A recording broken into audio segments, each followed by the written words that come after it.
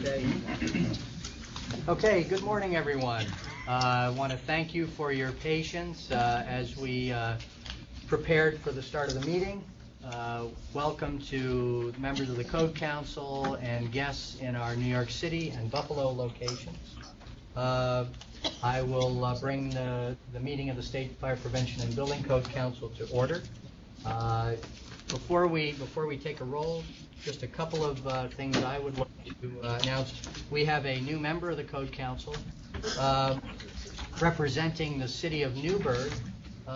Mayor Judith Kennedy has been appointed to the Code Council, and here today representing Mayor Kennedy as her designee, Michael Vatter. Michael, welcome. Thank you. We look forward to your participation.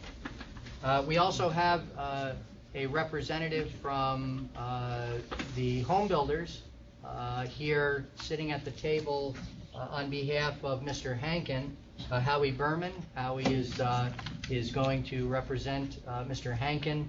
I will also note that because of the limitations in Article 18, Mr. Berman is certainly welcome to participate in discussions, but is not permitted to officially represent the home builders as a voting representative. So, Howie, welcome. We're glad you're here. Thank you for having me.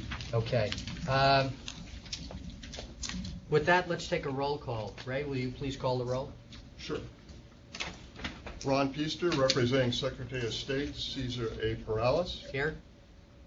Paul Martin, representing State Fire Administrator Brian B. Stevens. Here. Michael Cambridge, representing Commissioner Nirav R. Shaw. Here. Maria Grzati, representing Commissioner Peter M. Rivera. Here. John Lee, representing the Honorable Michael Bloomberg. Here. Michael J. Vatter, representing the Honorable Judith L. Kennedy. Here. Willie J. Lightfoot, legislator from the County of Monroe. Here. The Honorable Stephen Brescher. Here. John Flanagan. Here. We have Howie Berman sitting in for Robert Hankin. Here. Joseph Sauerwein. Here. Thomas Vanderbeek. Here.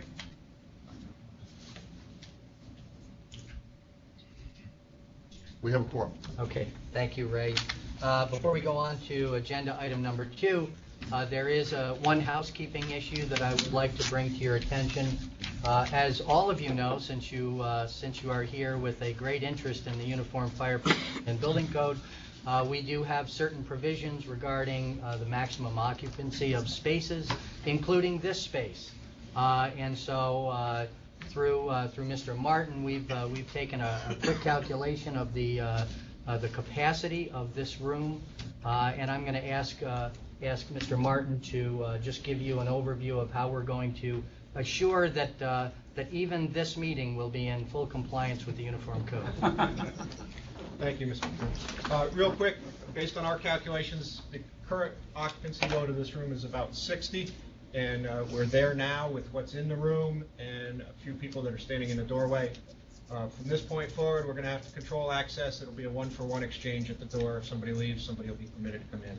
So again, if there are folks in the hallway, ultimately when we get into the public comment that want to speak, somebody will step out to let the folks.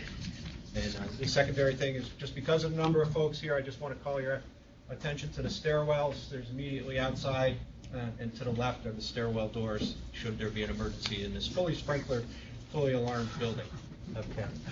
Thank you, Mr. Martin, and in advance of the conduct of this meeting, we thank you for your cooperation.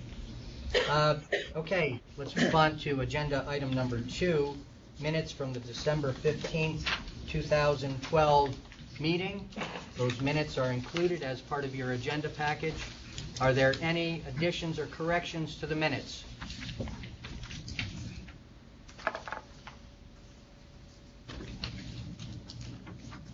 Seeing none, I'll entertain a motion to approve the minutes.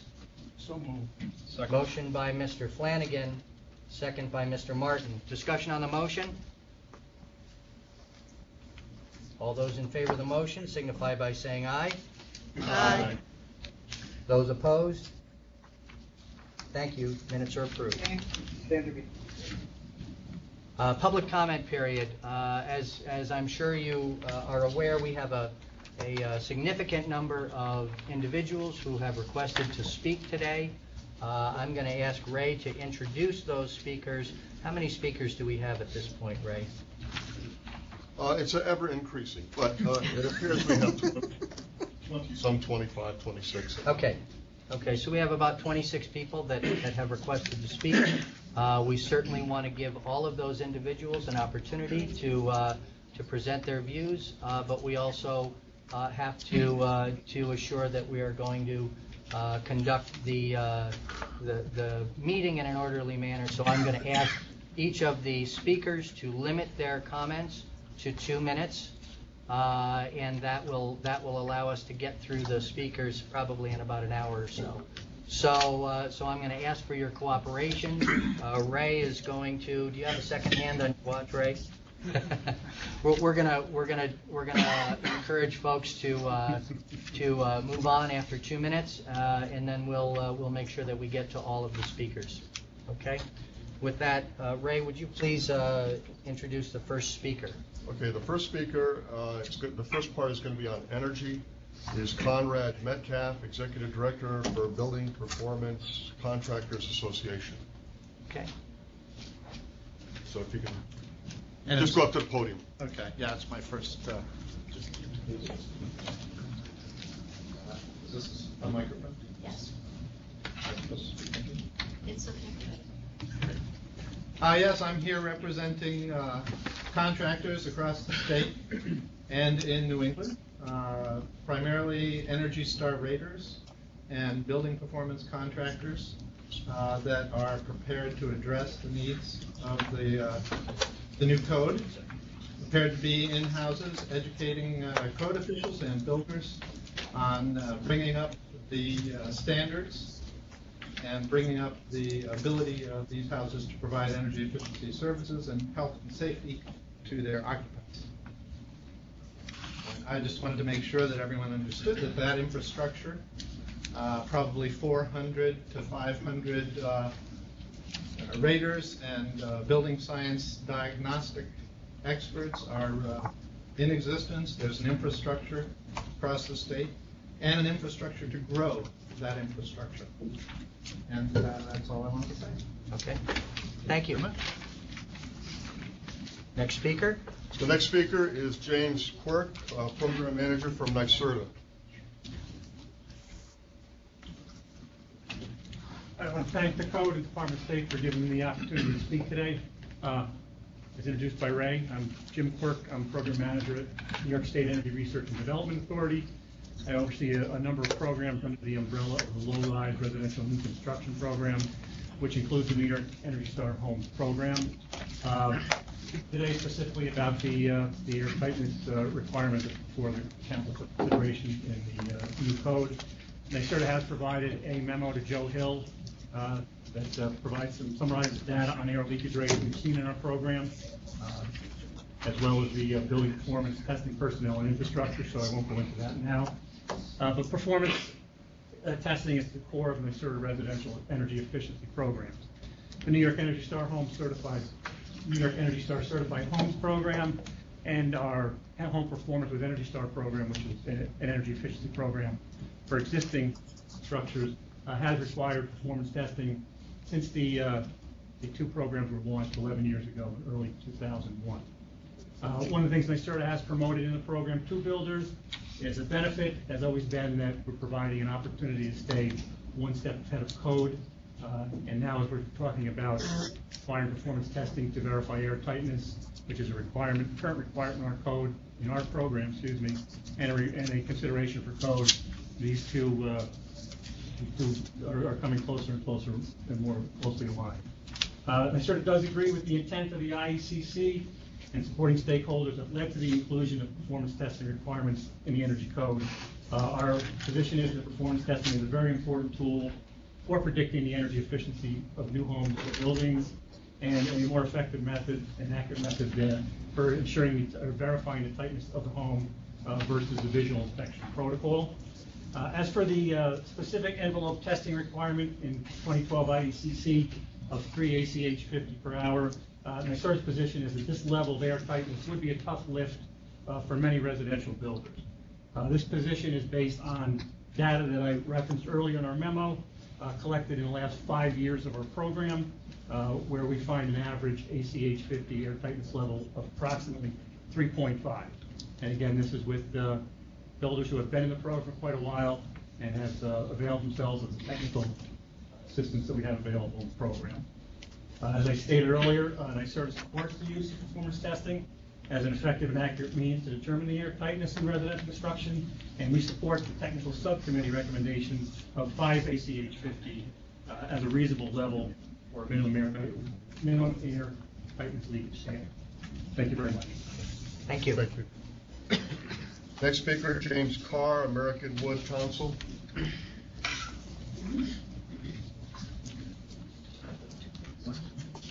Good morning, members of the council. Thank you for the opportunity to be with you today. My name is Jim Carr. I'm here on behalf of the American Forest and Paper Association's affiliate, the American Wood Council. More specifically, on behalf of St. Francis, their Northeast Program Director.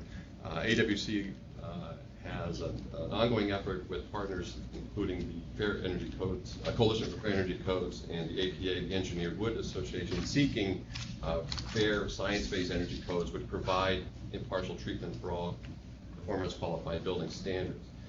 These organizations all support state and local energy codes that result in increased energy efficiency and design flexibility, while without compromising structural performance and durability of buildings. We are here regarding 2 specific elements of the proposed 2012 IECC because we believe that it contains provisions that establish a bias in favor of a particular building product without consideration of solutions that are more cost effective. Prior to the Code Council's consideration, we of course remind all of the directive in the 2010 statute that encourages the council to consider the cost effectiveness of those solutions before adoption. And in this case, we believe that there are more cost effective solutions, and those must be considered by the council before you go forward. It is AWC's position that certain provisions of the 2012 IECC do not provide the energy savings based on first cost of installation versus energy savings over a 10-year time period. In an effort to address these concerns, AWC will offer 2 amendments as follows. In table R402.1.1, and we're going to offer these to you directly and specifically on paper, for climate zone 6, we believe that a prescriptive R value solution is added that does not should be added that does not require continuous installation. The addition of a cavity R value of R24 and a corresponding U factor change to table R402.1.3 to 0.55 will provide a less costly solution while achieving greater energy performance than is provided in the 2010 code at present. Could you finish your comments, please? Certainly. Secondly, we encourage the council to reinstate in the standard reference design the use of a prevailing federal minimum efficiency standard for certain heating, cooling, and surface hot water systems. And we'd be pleased to provide those on more formally. Thank you. Thank you. Next speaker. The next speaker is outside the room. It's Casamina Panidi. Joe, possibly you could leave so that she could come.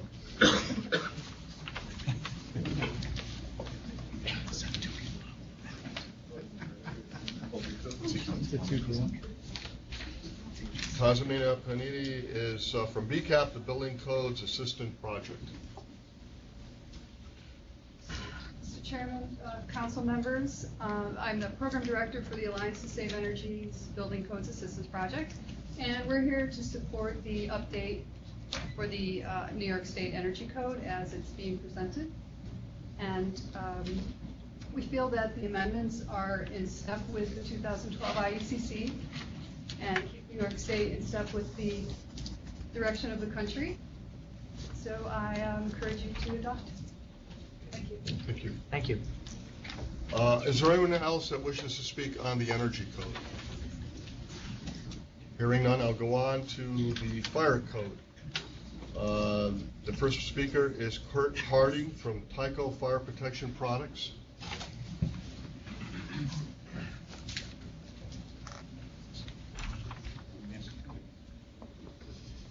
Good morning, Kurt Harding, representing Tyco Fire Protection Products.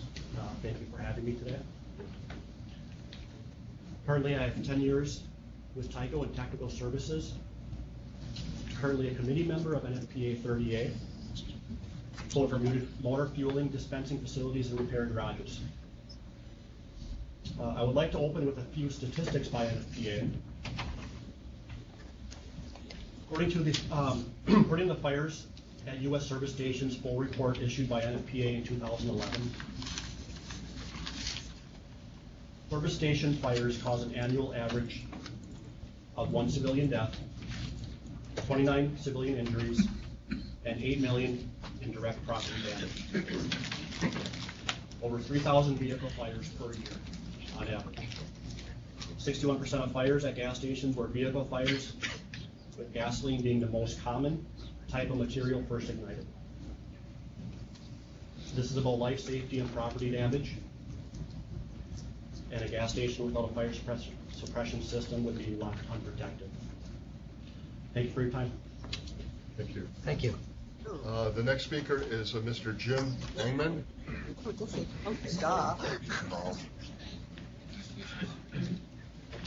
Also from Tyco Fire Protection Products. Just before, sir, before you start, I just want to double check with our members in Buffalo and New York City. Want to make sure that you can hear the comments that are being made. Good. Yes. Okay. Yes. Okay. Thank you. Good morning. I'm here. My name is Jim Engman. I represent Tyco Fire Protection Products. I'm here to speak about the gas station system protection. I've been with Tyco for 28 years, primarily in the fire protection area of the company. I've got 23 years of experience with R&D. Currently a manager in R&D engineering. I'm a member of the UL Standard Technical Panel, STP 300, which includes the UL Standard 1254, to which gas station systems are tested and approved to. I'd like to share my experience with the committee on the testing and development of those systems. In the late 1990s, I worked with the Pyrochem team to develop their attendant to gas station system. First of all, the product is all about life safety, people first and property second. There are 2 points that I'd like to discuss that I believe were talked about at the subcommittee level. Wind and obstructions in the test program. First of all, UL always creates what they call a worst case test scenario. So they minimize your system to the point where you are minimizing your application rate and amount of chemical against the greatest hazard they can create. In this particular test standard, in regards to wind, there are 2 wind conditions that they test. One is a 0 wind condition, and the other extreme that they test to is a minimum of 10 miles an hour crosswind. We essentially had to build a wind tunnel to conduct this testing. In terms of the obstacles that UL put in their standard for us to test with, they put in a obstacle that was basically the pump island. They require a minimum of 6 inches or a maximum of 12 inches about the hazard area. In their testing, they would test fires within the parking area as well as on top of the island. All testing was conducted in multiple wind directions so that they would make sure that you had adequate protection no matter which way the wind was blowing. Thank you for your time, and if you have any questions, we'll answer. Thank you. Thank you. Next speaker is Filippo Conti from Elite Action Fire Gas Suppression Group.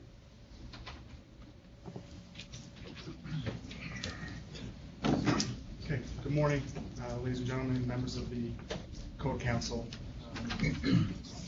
I had prepared a 15-minute discussion, but obviously I'm going to have to pare it down drastically.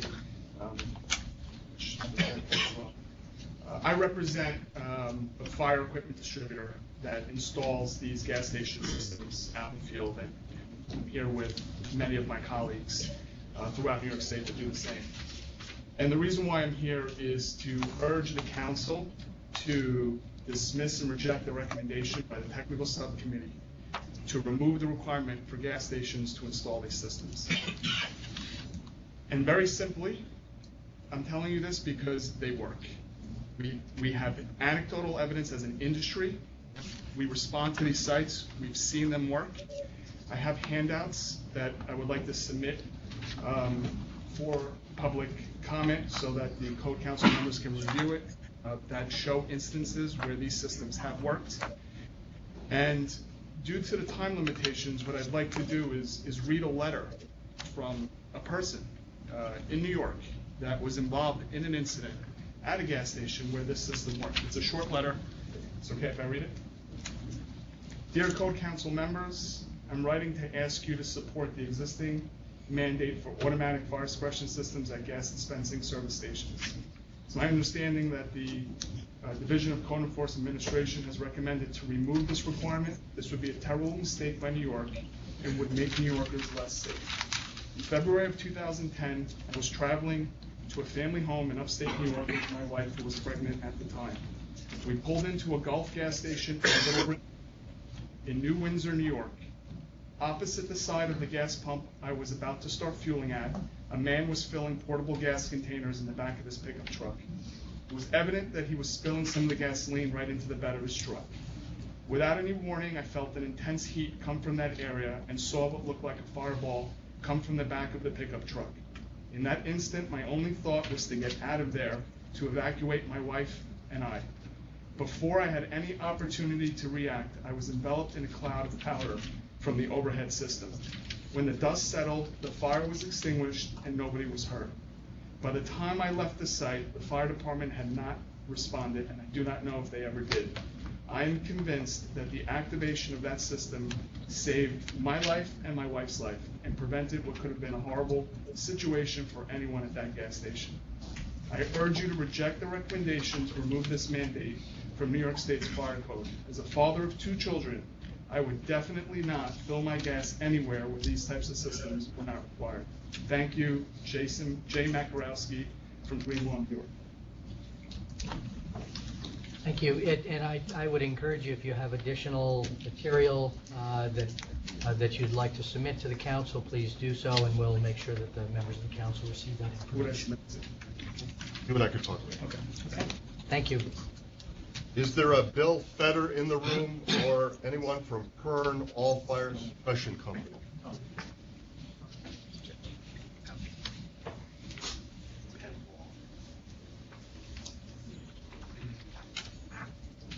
Good morning, Council. I'm Tom Oskluck. I'm the Director of Product Development at Hemel Fire Extinguisher Corporation. We've been manufacturing these systems since about 1978. We're currently on our 2nd generation, the UL 1254 wind tested system. And basically, from a performance viewpoint, UL is in the business of life safety. And the standards are written in a format to push systems to the maximum in terms of performance. So these systems perform well and act as intended. On a life safety basis, they provide method for helping occupants get out of a fire zone. And fires do occur. There's plenty of public data. PEI is a good example. We fully support the continuation of the need for these fire suppression systems. Thank you. Thank you. Is there anyone else that wishes to speak on this subject for the Fire Code of New York State? Seeing none, I'm going to go to the next subject, which is, I take it, residential sprinklers. First speaker is Jeffrey W. Clark, Habitat for Humanity of Schenectady County. Good morning. Thank you for the opportunity to present comments. I represent Habitat for Humanity of Schenectady County. We are members of the NAHB, the New York State Builders Association and CRBRA, and work with Habitat International, who has built 400,000 homes worldwide and is the 6th largest builder in the country. We do new and rehab construction for moderate and working wage affordable housing. And we take great strides to make sure the houses are safe. We first of all qualify families who want to become homeowners. They are probably the first people in their family history ever to own homes. And we counsel them and qualify them. We build the homes or rehab homes, and then we become the bank and we hold a 30-year 0% mortgage. So we care about what happens to the families and to the buildings. With new construction, we normally do not build basements because it adds about $5,000 to the initial cost of the home. It also increases taxes because it adds to the assessed value of the homes. We do everything we possibly can to keep the cost down. We have volunteer labor, which is a huge help. But we do take a great deal of care and pride in the buildings that we work on. And we do fire retardant materials. You know, adding an extra $5,000 to one of our houses would be a significant impairment to our clientele. Please conclude your comments, sir. Yes, I will. And we also work to Energy Star and Gold League qualities so the houses are safe as they can possibly be. And we do not feel that the mandatory sprinkler rule would be appropriate. Thank you. Next speaker is Philip LaRock, LaRock Business Management Services.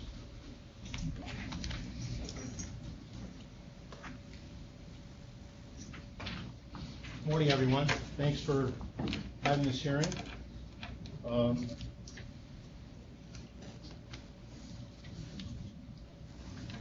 the former executive of the New York State Builders Association.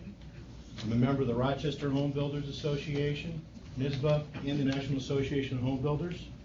I served on the Department of State's original IRC State Modification Subcommittee. I was around 2000, I believe now. I served on NHB Building Code Committee nationally. I served on the Fire Sprinkler Task Force in 2008 and 2009. That is referenced in my submittals, which I have copies of. I'm also an accredited green building verifier with the National Green Building Standard. I really want to talk briefly about a few items.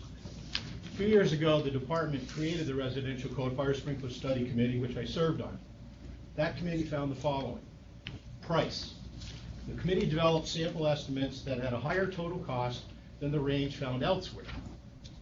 For standalone, total costs range from $6,210 to $23,000 plus, and cost per conditioned square foot range from $3.30 to $8.56. That's a heck of a range. However, somewhere in between is the truth.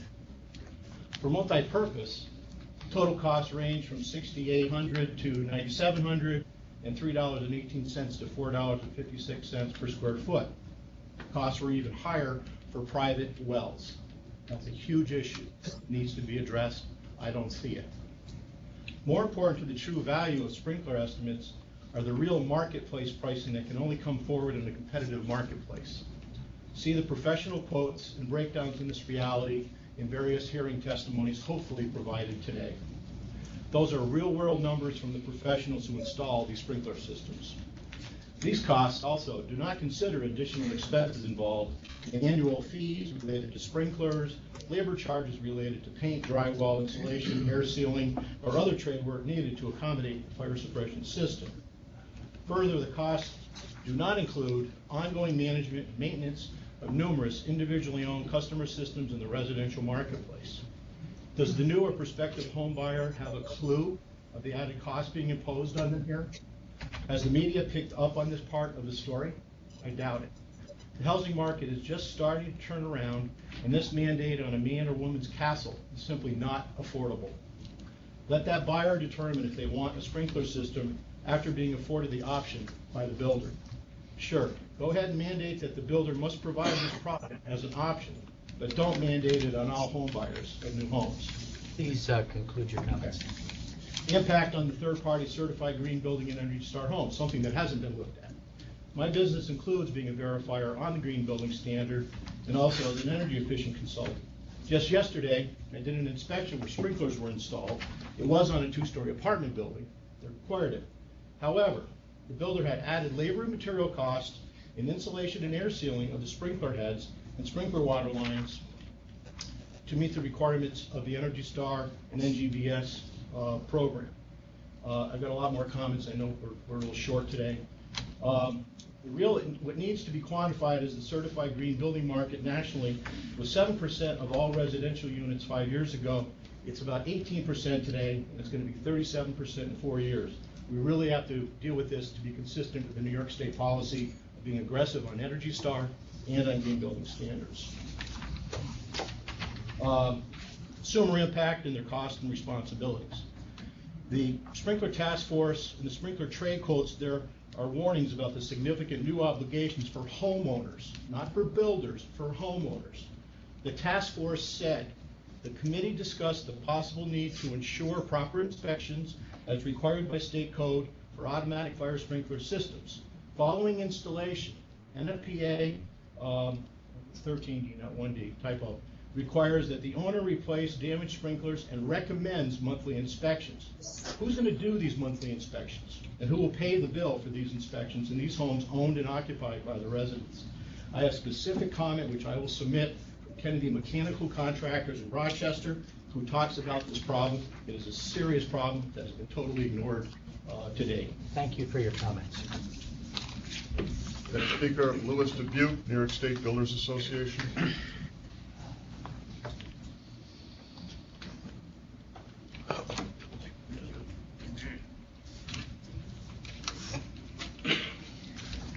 Lou Dubuque, the Executive Vice President of the New York State Builders Association. I represent 2,500 members of the residential construction industry in New York State. When I started at the New York State Builders Association in 2007, we had 4,800 members. Needless to say, that shows the impact that our members have felt in the housing market in the last 5 years. Article 18 of the New York State Executive Law, which creates the Code Council, states that the Uniform Fire Prevention Building Code shall, C, permit to the fullest extent feasible use of modern technological methods, devices, and improvements which tend to reduce the cost of construction. E, eliminate restrictive, obsolete, conflicting, and unnecessary building regulations and requirements which tend to increase unnecessarily construction costs. A $10,000 to $15,000 mandate on new homes flies in the face of that law. Governor Cuomo has stated that New York State is now open for business. If we put this mandate on residential construction, this is against what the governor wants. The housing market in New York State is finally showing signs of coming back. Last year was the first time since 2007 when the housing market went over the cliff that starts are up. This will destroy it. This will destroy business in New York State. We cannot have this. There's a reason why 48 of the 50 states in this country have decided that they do not want this residential fire sprinkler mandate. Please take this into consideration. Thank you. Thank you. The next speaker is a Chris Tucker, who should be in Buffalo. Chris, are you there? Chris is not here, but I would speak on behalf of Chris as the Executive Vice President of Buffalo Niagara Builders. And you are who, sir? My name is Joe McIver, Jr. Shall I continue? Yes, please go ahead. Okay. I serve as the current Executive Vice President of the Buffalo Niagara Builders Association. The BNBA is a nonprofit trade organization that is a recognized voice of the building and development community. Our association has offices located in Amherst, New York, It is the local affiliate of New York State and National Home Builders Associations. I'm here today on behalf of my association speaking in opposition to a mandate of fire sprinkler systems in single-family homes. Over the years, there have been many reforms to the residential building code that have substantially improved the quality of the housing product we provide and make the American dream of home ownership a reality for our customers. These code changes have always been implemented with consideration to a cost-benefit analysis. With respect to sprinklers, our industry supports this position that prospective home buyers be offered the option of having systems installed, but not mandated to do so. As critical points justifying our industry's position, I submit the following. Instituted in the 1980s, today's code mandates hardwire smoke alarms in all newly constructed homes. Since this code revision, the annual loss of life due to residential fires has been reduced from approximately 10,000 to less than 3,000. Statistically, over 1/3 of home fires occur in homes without smoke alarms. In a recent study, the average age of a home where there was a fatality in New York State was over 70 years old and therefore predated smoke detectors. A home sprinkler system is made up of a network of piping that is installed behind walls and ceilings. Individual sprinklers are placed along the piping, and in the event of a fire, the one closest to the flames will turn on once the air temperature rises to a certain point. Smoke alone will not cause them to activate. Besides the fact that sprinkler systems with installation material cost augmented by maintenance and increased property tax burdens will substantially raise the cost of home ownership. They are not the perfect answer. In a Buffalo News article on January 28th, 5 separate buildings in Amherst, New York were beset by sprinkler problems all in 1 week, although no fires were found. Additionally, the installation of sprinkler systems does not guarantee that the owner will keep it in good working order. To date, 48 states have chosen not to implement the ICC fire sprinkler mandate. Only California and Maryland currently require sprinklers, yet neither state is listed as the least in state fire deaths. According to a recent your comments. Yes, sir. According to a recent fact sheet created by the Center of Disease Control in 2010, residential fires claimed the lives of approximately 2,650 people. Most victims died from smoke or toxic gases and not from burns. The report also indicates that the leading cause of fire deaths was alcohol, cooking, and smoking, which contributed to an estimated 40% of residential fire deaths. Perhaps consumer education programs relative to these facts should be instituted. At our association's board meeting held yesterday, a unanimous vote was realized on opposing a New York State code revision mandating sprinklers in 1- and 2-family homes. On behalf of my association, I thank you for the time to speak to you today. Thank you. The next speaker is Ron Henkel, also in Buffalo. Yes. My name is Ron Henkel. I'm the owner of Pinnacle Homes. We're a custom home builder in Rochester, New York, Victor, New York, and I'm past president of the Rochester Home Builders Association. I am here addressing the mandate of the sprinkler systems in residential homes. We're a custom home builder, as I said. We never build the same house twice. Costs that are not included into the cost by the advocates right now is the engineering of a custom home. We make multiple changes through the build process, and this is not one of the costs that's been put into the base cost of the advocates. The whole premise of a residential development being affordable for young families and seniors, with the recent recession and changes in the mortgage qualifications, a vast number of working families that are in our market right now in Rochester have been priced out of today's market. The true cost of installing a system, a quality system, is much more than has been quoted by the advocate groups. As the Home Builders Association has stated in many bulletins submitted to the Code Council, for every $1,000 added to a cost of a home, 250,000 potential home buyers are forced out of the affordable housing market. I have a great respect for the firefighters in all communities, and in fact I have built for many of the fire volunteers and full-time firemen. Last year I built a home for a battalion sergeant in Rochester who chose not to install a system, even though we gave him the option to be able to do so. I was involved this past summer in amending a town code council in the town of Victor, New York. After multiple meetings involving many firefighters, one meeting in a specific with over 50 attendants, given testimony of how important and the need for sprinklers is and how affordable it would be, I took a survey asking all in attendance how many had fire suppression in their home existing. Of the 50-plus of the attendants there, only one person had it. To my point, proving that it is not an affordable option. Please conclude your comments, sir. I will. The town of Victor did amend this code that they had in place for multifamily housing, citing that the installation cost was excessive for the benefit being given. I do highly recommend or support making it mandatory to give the option when we're doing the sale, if the people want to choose a sprinkler system for their home. But I do highly oppose making it mandatory and driving many of the working family out of affordability homes. Thank you. Thank you. The next speaker is Todd Stewart from Stewart Construction Incorporated. Thank you. Thanks for having me. Here for Stewart Construction, which is my business in real life. I'm also the 2013 president of the New York State Builders Association. New York State Builders Association always support stringent fire safety code changes when they make sense, such as hardwired, battery-operated smoke alarms. However, as a society, we cannot afford to deny needed housing for the sake of new requirements without proven benefits. While they should remain an option for homeowners who choose them, fire sprinklers in single-family homes are expensive to install, can be difficult to maintain, and do not represent a cost-effective safety improvement over smoke alarm systems.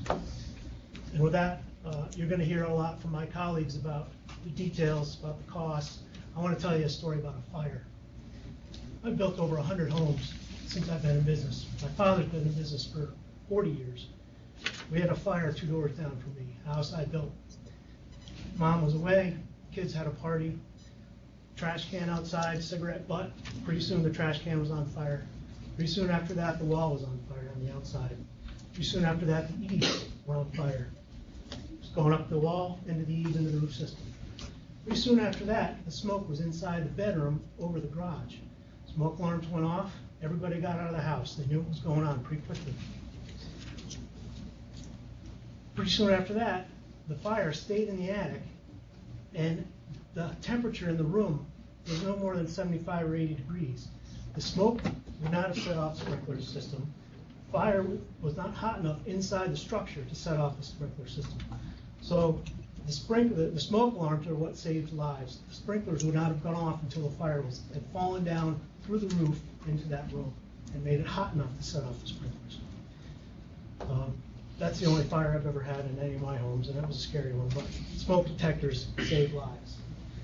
My father's been a volunteer firefighter for 53 years. He's pulled his share of people out of burning buildings, and all of them were before smoke detectors were mandated in the state. None of them were after. Thank you for your time. Thank you. The next speaker is Mark Barbado from Mayran Custom Homes. Thank you. A lot of the points that I had written were already brought up. I'm also a member of the New York State Builders Association, the National Association of Home Builders, immediate past president of Mohawk Valley Home Builders Association. I run a small home building company near Utica and Holland Patton. About 75% of my homes are on well-based systems. The additional large costs for a well-based system, sprinkler system, would really price out any of these newer homes being built with the customer base that we have.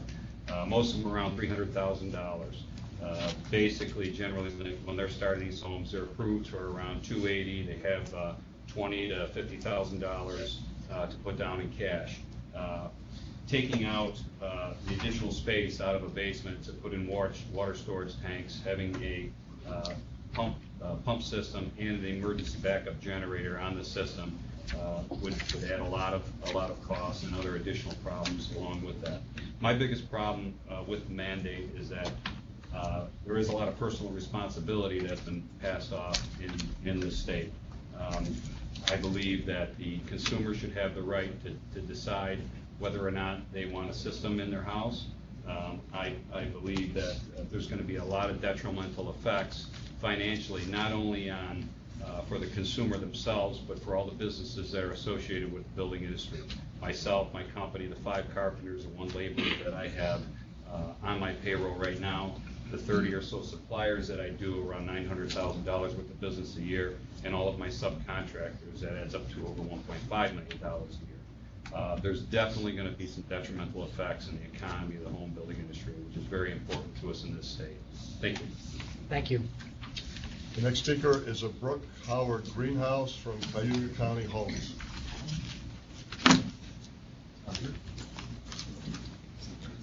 Good morning. My name is Brooke Greenhouse. I'm a certified graduate builder and past president of the New York State Builders Association. Thank you for the opportunity to speak today and for the careful consideration that council, staff, and technical committees have put into the evaluation of residential fire sprinklers. I am here today to advocate for true fire safety for New York.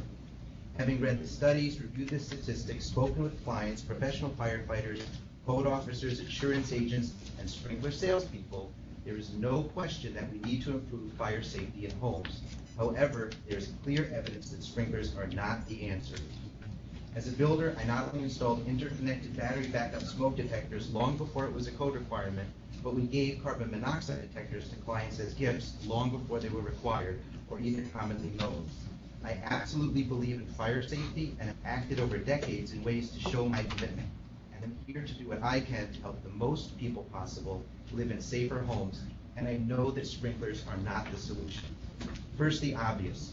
Sprinklers are cost prohibitive, making only homes for the rich safer. Second, it is well established that modern homes are extremely safe with much better statistics than older housing stock. Third, we all know that the evidence shows, including what many of you have personally observed, that residents seem to have a hard time maintaining simple smoke detectors with 9-volt batteries. How is it reasonable to expect the same people to maintain expensive and complex sprinkler systems? Sprinkler mandates will do nothing to make existing homes safer, and this is where the majority of our fire safety issues lie. I urge the Code Council to say no to sprinklers and yes to fire safety, with the support of new code language and legislation to require that newly constructed or substantially renovated homes have a mix of ionization and photoelectric detectors, and that upon the transfer of ownership of a residence, a licensed professional, code enforcement officer, or firefighter inspect and certify that the home has detectors that are less than 8 years old, a mix of ionization and photoelectric detectors, and that they are located on at least every level and within a reasonable distance of sleeping rooms. As soon as the Code Council votes no, I personally pledge to do what I can to help write the necessary legislation for this initiative and ask for the support of the New York State Builders Association and our state fire professionals. Making sure homes have working smoke detectors is the true path to fire safety for our citizens, not mandating sprinklers so an industry can make billions of dollars by protecting the privileged few who can afford their systems, driving builders like me out of business, and forcing our potential clients into homes that all the data shows are less safe than what we can build under current codes. Thank you for your time and for your support of real improvement to fire safety for New York. Thank you. Next speaker is Michael Rourke from Rourke Custom Builders. Thank you for the opportunity to speak today. Like most of my colleagues, I would rise in opposition to this mandate and affirm that fire safety is of paramount importance. Primarily a remodeler. Today I feel more as a consumer though, because I do have plans to build a new home in a rural area on a private well, and I'm very concerned as to how that would affect those plans. I can only imagine costs probably somewhere in the $15,000 to $20,000 range. Based on my experience, we have put pumping systems in homes before. It's my contention that all of the safety features that are in homes that Brooke so wonderfully elaborated, as well as the way fires are contained, with garages and firewalls, safety doors, all that those cover most of the situations that would occur, and that this really would impair the ability of people such as myself, to build a home that we want to build, or as Jeff said, from Habitat, low-income people trying to get into houses, its costs are just huge in this economy. So I hope the council will oppose this change. Thank you. Thank you. Next speaker is Lawrence J. Luber from Luber Homes.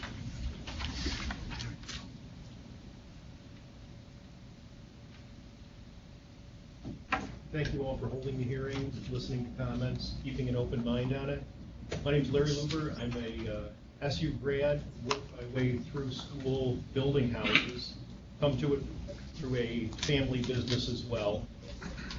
I've been doing this about 30 years, past president of the Home Builders Association, member of the New York and the NAHB. When smoke detectors came out, they initially did not have battery backup. We were giving our customers battery backup because the thought of losing the protection if electricity went out in the house was important to us. We're a safety-minded organization. We certainly don't want to compromise safety of our customers. We've done somewhere in the range of 570 houses, anything from 1,600 to 6,000 square feet. I've had 0 requests in all that time for sprinklers to be added to a house. To have them available is fine. To have them mandated is pushing a cost on customers. And without being a rally around the flag, freedom of choice should be an American way here. And I really think that folks ought to have the option. If they want to put it in, that's great. But to force it on folks, there's a lot of financial concerns we've heard about today already, and I'm not going to be redundant on that. The gentleman from Buffalo commented, and if there's any comment that I will repeat, it's a rhetorical question to sprinkler supporters. How many of you have invested in that to protect the loved ones in your homes? Thank you very much. Thank you. The next speaker is Jeffrey A. Wilkinson, Highland International.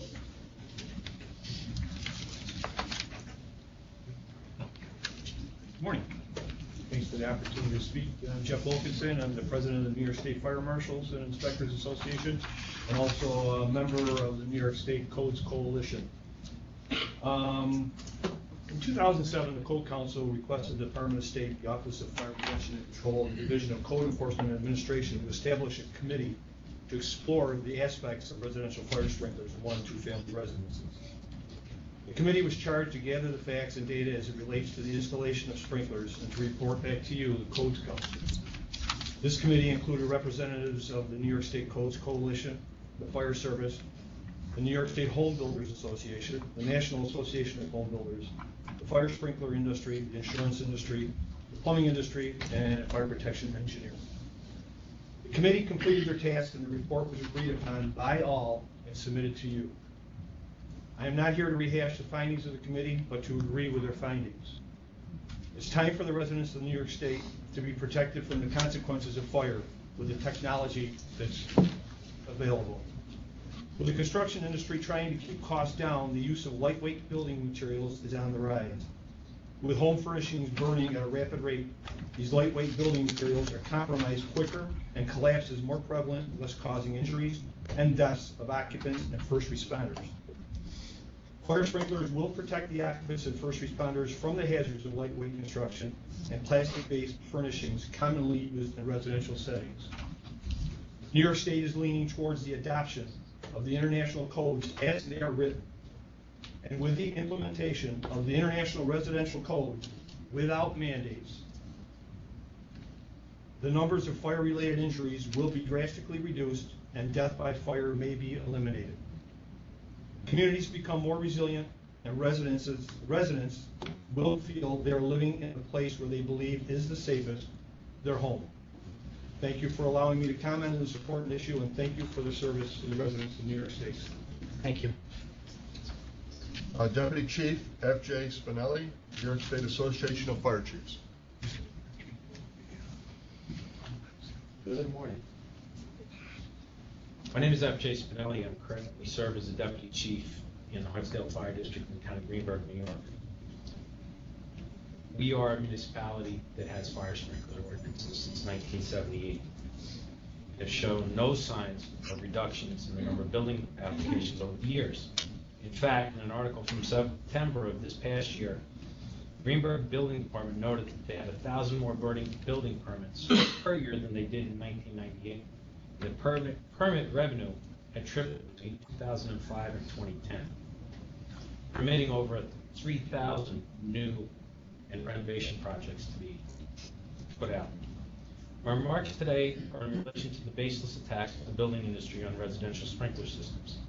In 1973, a report by the National Commission on Fire Prevention and Control called America Burning brought to light the severity of the fire protection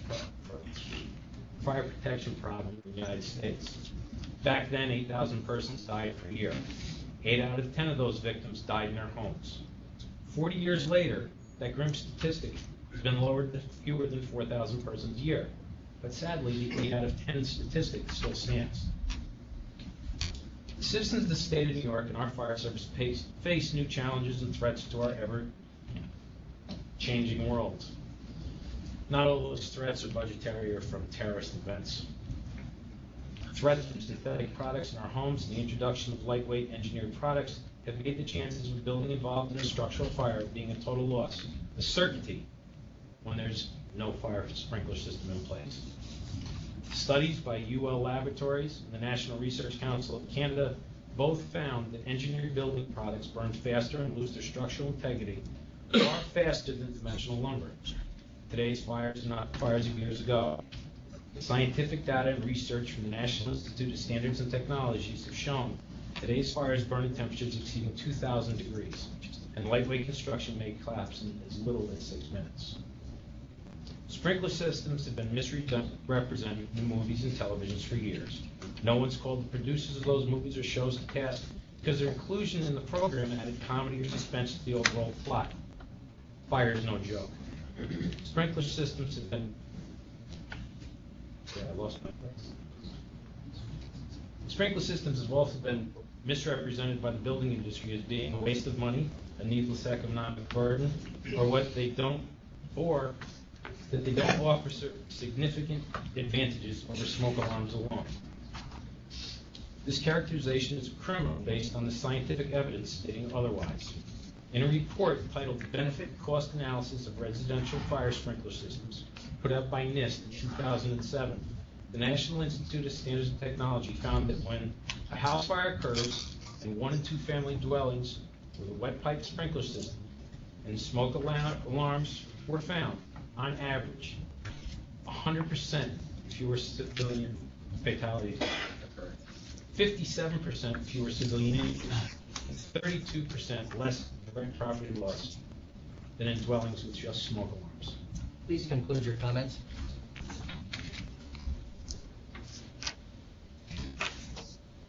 The cost of installing a sprinkler system in a residential structure is minimal compared to the costs of the comfort items that we install, carpet, tile, and advanced entertainment systems.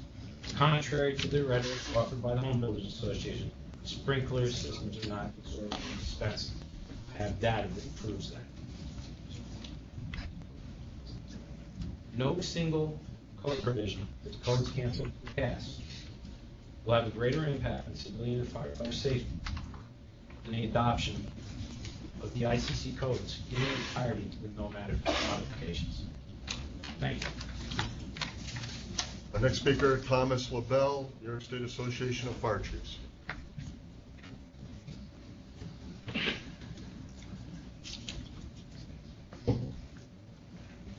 Good morning. My name is Tom LaBelle. I'm the Executive Director of the New York State Association of Fire Chiefs, also an Assistant Chief for Training and Operations in a nearby department.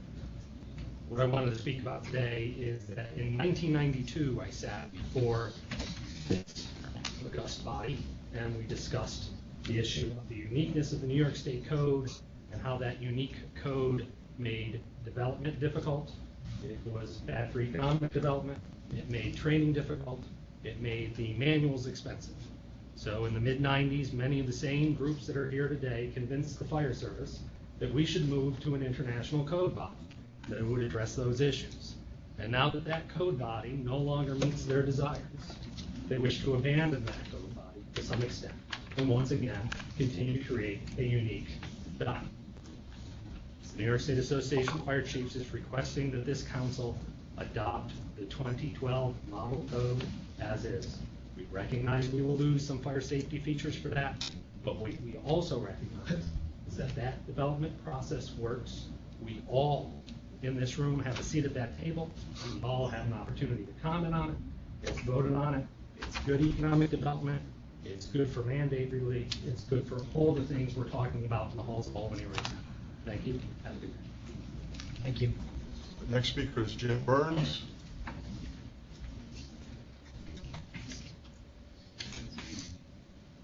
Top of the morning, ladies. Good morning, my name is Jim Burns, President of the Firemen's Association of the State of New York. I joined the Verplank Fire Department in Westchester County in May of 1961. This year I will mark 53 years in the volunteer fire service. I have held many positions within my fire department and outside in county, regional, and state associations. The pinnacle of my career was being appointed by then Governor George Pataki as State Fire Administrator, a position I held for 12 years. By virtue of my position, I sat on this very same code council for those same 12 years. I'm here today to speak about the process of adopting building codes within the state. When I first came to this council, we had our own developed code that was cumbersome and hard to manage. It also seemed impossible to update and modernize. The state was criticized by many that we were not user-friendly. Architects and builders accused us of impeding building in the state, especially for out-of-state professionals who were used to working with the legacy model organizations. During my tenure on this board, New York decided to go with the legacy code groups. One of the three was chosen, but shortly after that decision, the three legacy groups merged and formed the International Code Council. We were applauded by the home builders for doing this, as they could use professionally developed codes that were in use nationwide. I heard comments around this table from the home builders that it would enhance their ability to construct homes having these model codes in place. The representative of the home builders group, whenever we would consider more stringent requirements proposed by local governments, stated more than once that if we wanted this more stringent requirement, we should pass it on a national level, and they would have to live with it. More than once he made that comment. The proposal regarding residential sprinklers in the IRC have now stood the test of challenge in 2 code cycles and is in the document being considered during the state adoption process. New York is now embarked on adopting the 2012 version of the ICC codes. These documents were developed with the input of many groups under the ANSI process, which is an open and regulated process where all stakeholders have a voice, and the enforcement community votes these changes into the document. Our New York State's Codes Division has the statutory authority to review these documents and present them for adoption by this body. The process has been going on for the past 10 years. Other attempts by some groups to circumvent this process have been given to the legislature to get special language mandated in the codes adopted in New York. This minimizes the many hours of debate on the national code adoption process and takes away the regulatory authority of this board. One such legislative initiative that was forced upon the Code Council during my tenure was the bed and breakfast regulation. Many people worked on this program, and the legislature took away all that work and came up with what they thought was a quick fix. Instead of secondary exits or sprinklers, they passed rules requiring the installation of escape ladders from upper stories of bed and breakfast. Can you picture your 85-year-old grandmother going out on a rope ladder from the 3rd floor? This is an example of why we have this process to promulgate code, and I would hope we would take advice, and consent of many experts in the building and enforcement field nationwide and adopt this code as it's been developed using a fair and prolonged process. Thank you for the opportunity to address this board this morning. Thank you. Next speaker is Jim Morganson, President of the New York State Building Officials Conference.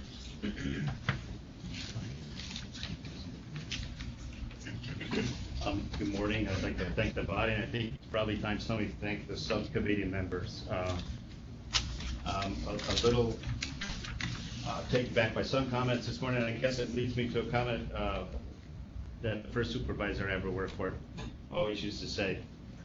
He would tell me that some of his friends were for it and some of his friends were against it, and I'm always for my friends. So at the end of the day here, I hope we all come to some common agreement. I'll start off. I am the president of New York State Building Officials. I represent the code enforcement officers in the state, about 5,000 code enforcement officers, and we have very similar numbers to you in our organization. You said 25. We're very close to paid members, so about 1-to-1 ratio. We could supply one code official for each of your members. And again, go back to my comment about hopefully we can find that common ground. I'm here today. I would like to also highlight the ICC code development process. That process is a very reasonable, thoughtful process.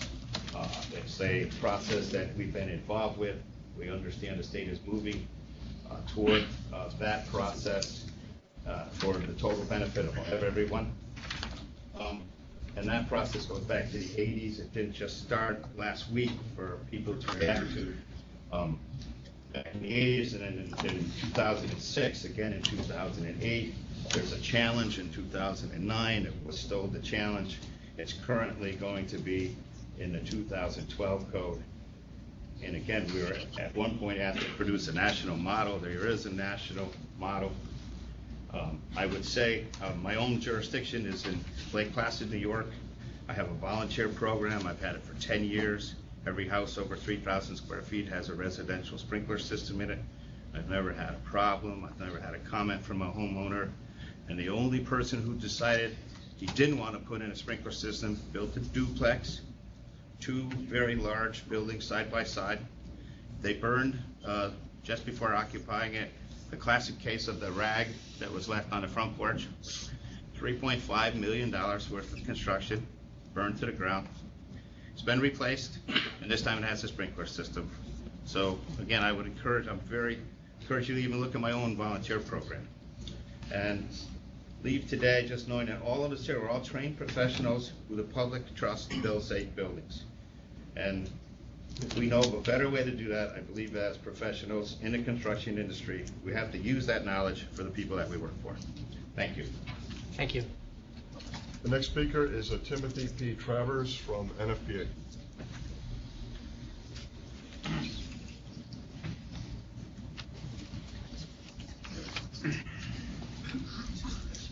Thank you, Mr. Chairman, members of the council. My name is Tim Travers, and I'm a regional fire sprinkler specialist for the National Fire Protection Association. The mission of the NFPA, which was established in 1896, is to reduce the worldwide burden of fire and other hazards on the quality of life by providing and advocating consensus codes and standards, research, training, and education. I'm here today to express NFPA's support for residential fire sprinklers as prescribed in the 2012 IRC. Opponents of residential sprinkler systems like to boast that newer homes are safer homes, and the fire and death problem is limited to older homes. This statistical claim evaporates if you adjust for the higher risk characteristics, such as lower income, less education, found on average in the occupancies of older homes. But in fact, newer homes are also more likely to include a threat to firefighters in the form of lightweight construction. Lightweight construction has been estimated to be used in half to 2/3 of all new wood 1- and 2-family homes. Sprinklers can offset the increased dangers posed by lightweight construction and create a safer environment for firefighters to operate in.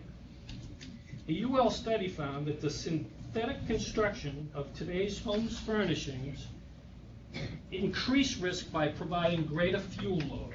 Larger homes, open spaces, increased fuel loads, void spaces, and changing building materials contribute to faster fire propagation, shorter time to flashover, rapid changes in fire dynamics, shorter escape time, and shorter time to collapse. Building fire and life safety codes must always be guided by minimum codes and policy decisions that are not a matter of consumer choice. These safety standards are always included in the fixed cost of homes and automobiles. Only the original buyers of custom homes will be able to make the choice. Buyers of spec homes and existing homes will be deprived of the ability to make that choice. Requiring home sprinklers protects the housing stock for the next 75 to 100 years. Every major model safety code now requires home sprinklers in new construction. In 2006, 3 major NFPA codes were revised to include the requirement for home fire sprinklers in new construction of 1 and 2 family dwellings. In 2008, the IRC voted to add a similar provision to the 2009 edition of the IRC. This occurred through a process properly vetted by both private and public concerns and not influenced by any one single special interest group. The standard of home fire safety has been set. National model codes represent minimum standards of safety to protect people in their homes. United States consumers expect that the products that they buy, including their homes, come equipped with the minimum standards of safety. Please conclude your comments, sir. Minimum standards of safety are always included in the fixed cost of a product. Building homes without residential fire sprinklers is equal to building substandard housing because it is now included in all of the standard codes. Is it too late to submit written? So I have. No, you can do that, and I would appreciate an electronic version so we can. Absolutely. Thank you. Thank you. Thank you. That concludes the speakers list. Okay. Thank you to all of the speakers who have spoken this afternoon. Would it be possible to speak on behalf of the gas station system? I wasn't planning on it, but we didn't get our point across. Okay, I'll allow 2 minutes, please, sir. Excuse me, is there going to be other time for people to speak that are not on the list?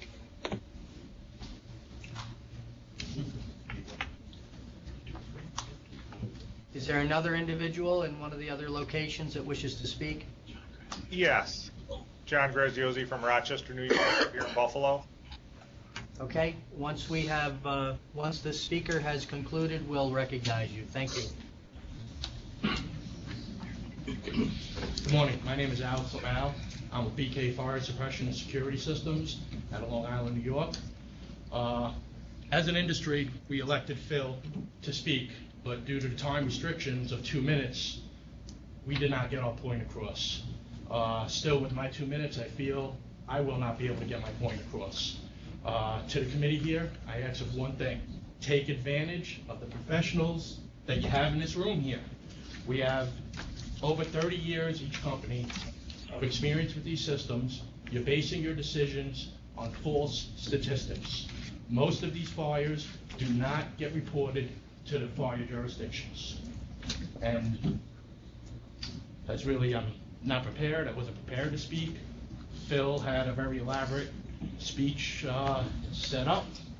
I just ask that you give us the time to give you these statistics, to turn over what we found over our years of experience as to how these fires happen, how the system protects it, and also keep in mind, short of the system, the fuel interlock is the most important part of this system.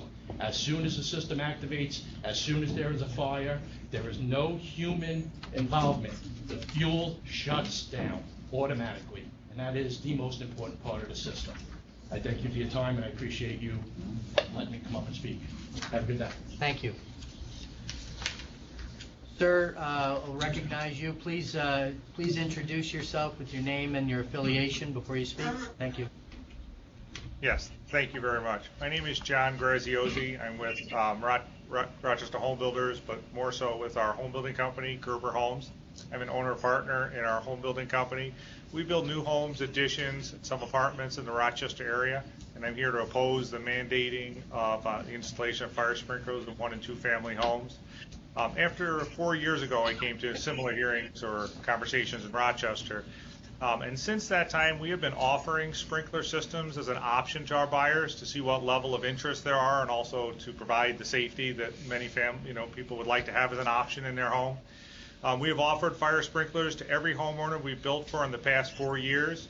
We'd offer to provide information and pricing to all of our families and clients. Without exception, in every case, the buyers have elected not to install sprinklers. I've got forms here from over 80 of our past buyers in the last 4 years that have signed and initialed that they were not willing to pay or the additional cost or inquire about the sprinklers. We've installed sprinklers in our multifamily apartments that we built and own, so we're very familiar with residential fire sprinkler systems. We know what the costs are, and we know how they operate. We build for a wide cross-section of the population. Our clients consist of all walks of life, young families, empty nest seniors, singles, and many others, from first-time buyers to move-up buyers to people that are downsizing. We build for engineers, principals, school teachers, firemen, police officers, and retirees. We believe that the cost of the fire sprinklers would create a very unfair burden and expense on future homeowners. We believe that offering them to our clients and not having a client express any serious interest in them has made a clear statement that the public is not willing to invest that much money in sprinkler systems with the other fire protection through the smoke detectors that are available today. In the past year, we built a home for a volunteer fireman who was married with young children, and he did not elect to put it in his home. We also built a building for a volunteer firemen's association building, and they elected not to install sprinklers in their building. If fire sprinklers were an affordable option, and it is not, homeowners wanted to have sprinklers in their home, they would have been requesting and working with us to have them installed in their home, but they have not. Home ownership is an American dream, and requiring fire sprinklers will eliminate this dream for a huge portion of families in our state. We are not opposed to fire sprinklers. We just oppose state mandating their installation. Having a well-written fire sprinkler information packet that could be given to each of the homeowners would probably be a significant improvement and make the opportunity fully available to the public. I think that's a real good step in the right direction, and I thank you for your time. Thank you, sir.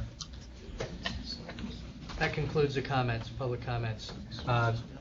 Thank you to everyone who presented your comments and for your restraint. I know that limiting your comments to 2 minutes may have presented some challenges, but I also want to assure everyone that we are just at the beginning of a process to update the uniform code and frankly the energy code, and this process, as many or all of you know, includes wide opportunity to present views, comments, including the conduct of public hearings that will be conducted when we actually propose rules at a point later this year.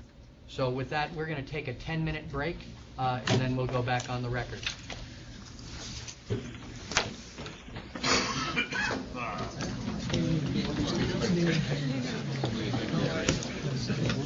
Gene, I came here to listen to you. You didn't even get up there. This trip was a waste. I got over here. Look out.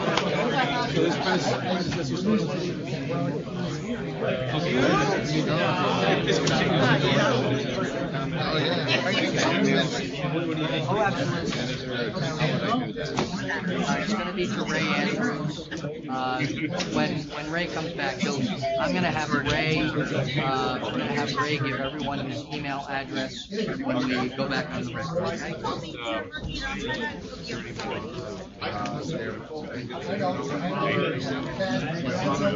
Oh, I know that.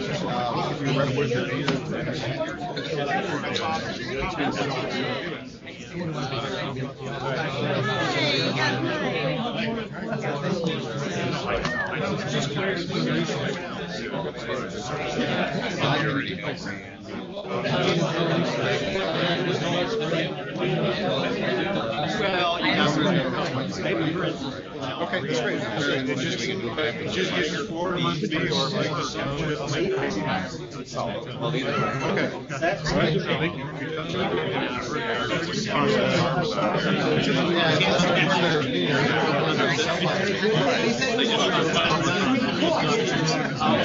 Next is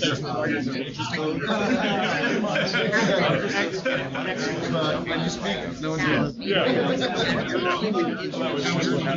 The most frustrating part about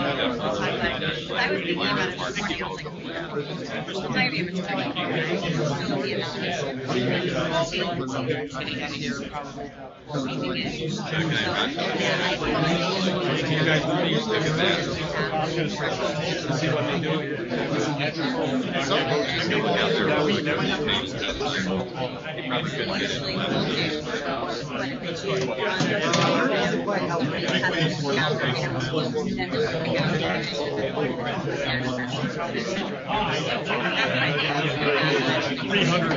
whatever we've done, but I've never heard of that.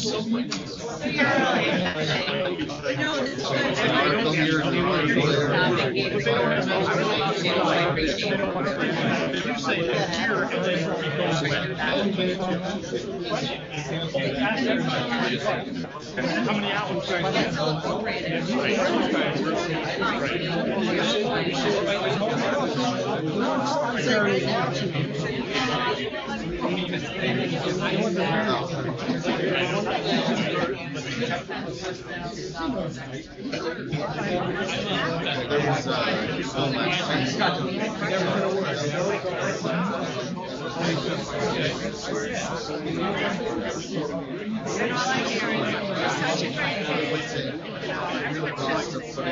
And I think the guy customized it. Like that, all the satisfaction. 1,100 square foot, 1.5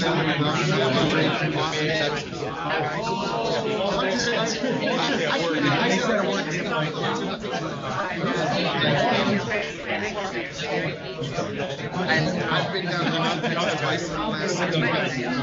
They're that's how they are just time. The numbers are ridiculous when they come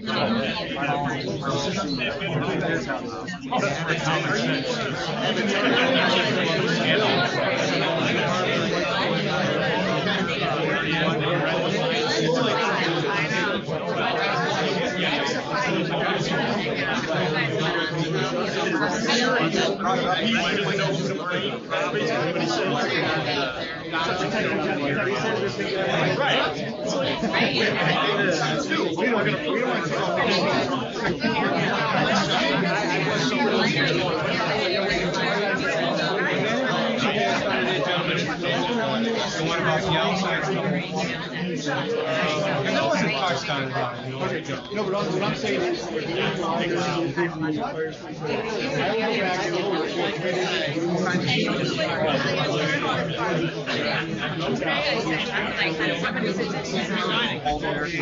Hey, I'm talking to me.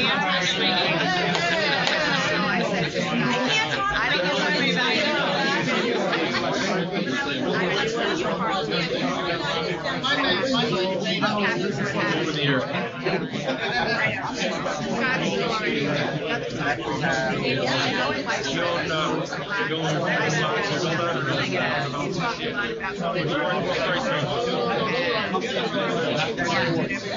That's why I wanted to look at that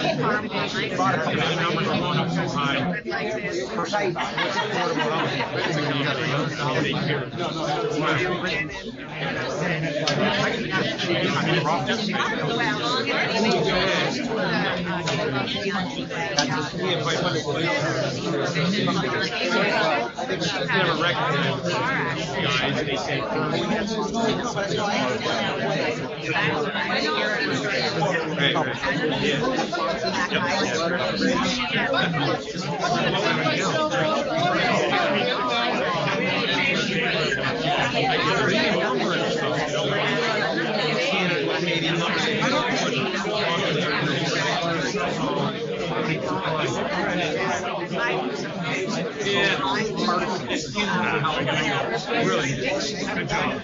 Pennsylvania.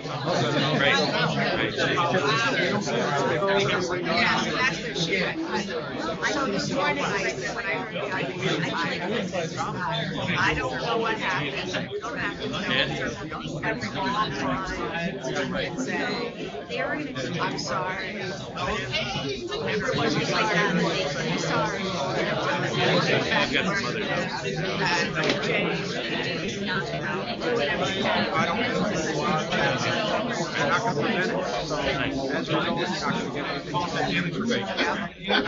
I said, sorry,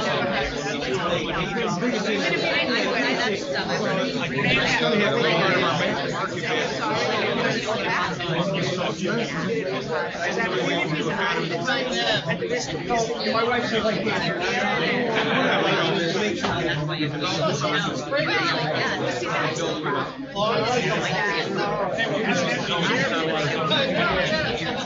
He's a newcomer, but he thinks he's 27 years old. It's your generation. You guys think that you're the be it all end. None of us. You're trying to cut this chain.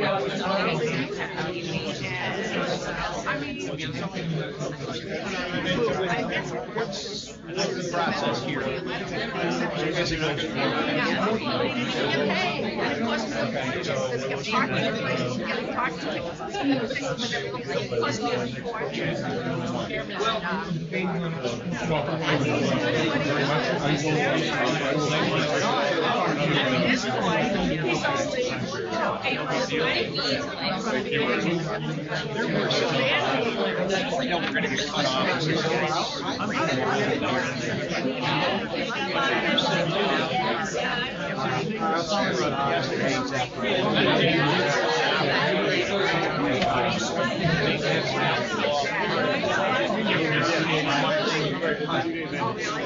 He's trying.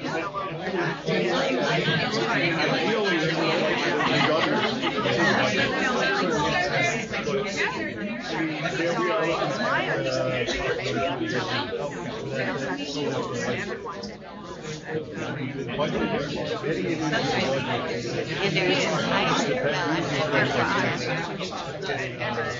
Is there any way that our association can help affect that?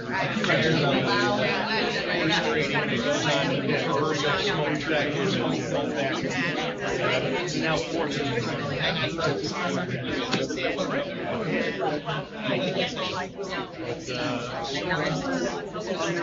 we gotta go.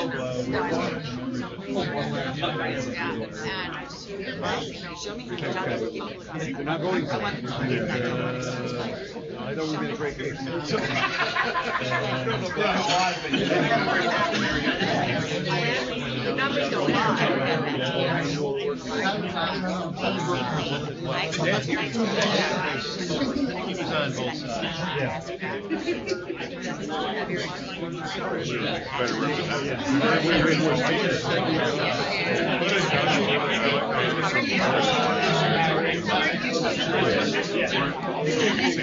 That's why I like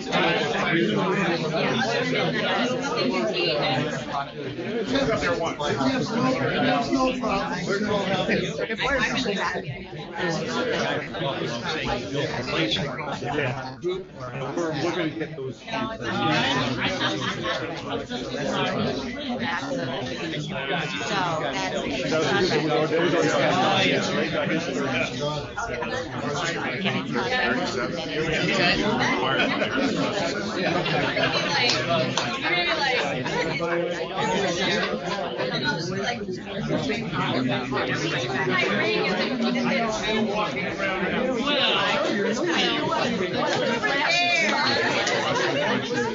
They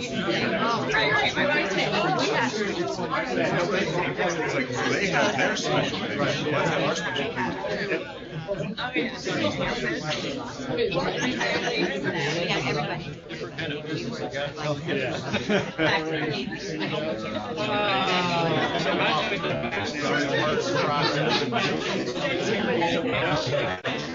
Damn it, I should have said something. I remember that stuff.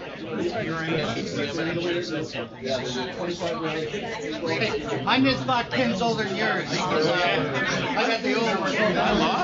Actually, someplace in this building, and it's embarrassing, has the president's been when I walked in, it's gone. Yeah, go.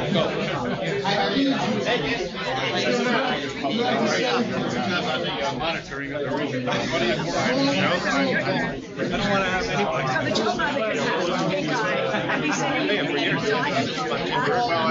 We're not having that was his. And it's going to be in the sun. You don't mind, right?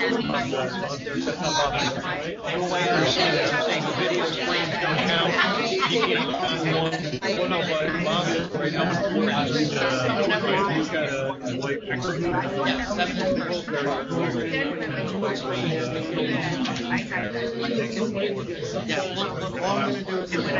what I'm saying is that video connection. You know the ice on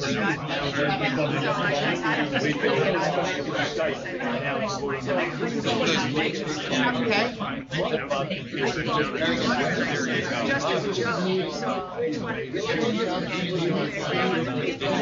and I couldn't kill her. She said, "Oh, you."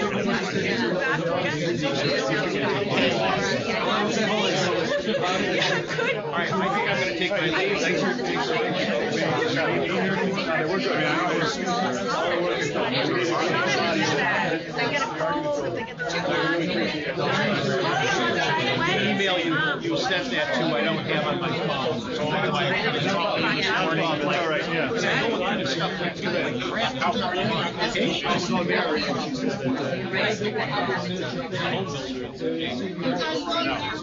appreciate your going $1 million. I know that's part of your job, but still, this millions is a little bit of a forest. It makes my job a lot Okay, we'll do. got my email now, sorry. Yep, yeah, we're good. Great. Take care, guys. Thanks. That's just sick.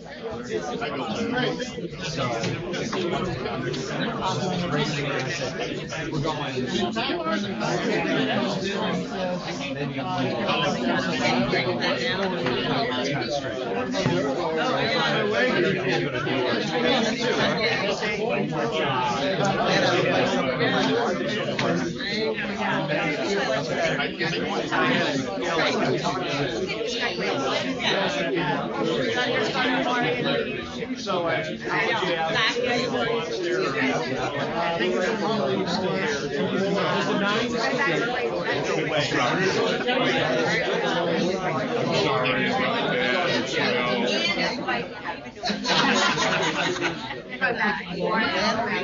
Are you guys on our side?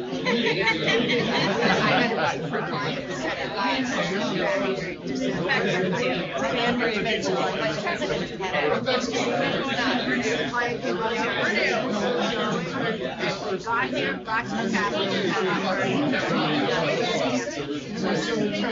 So when does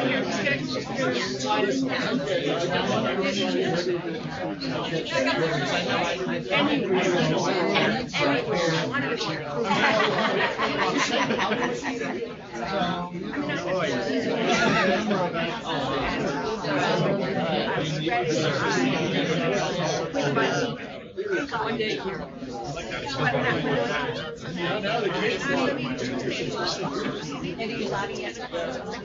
Oh, yeah. Yeah, so I'm optimistic today. That's right. I know.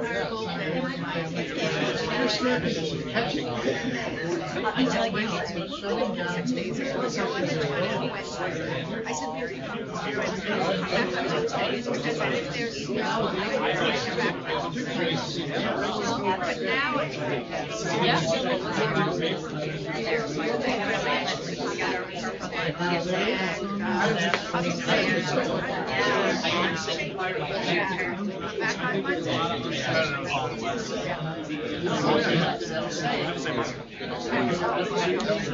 that's great.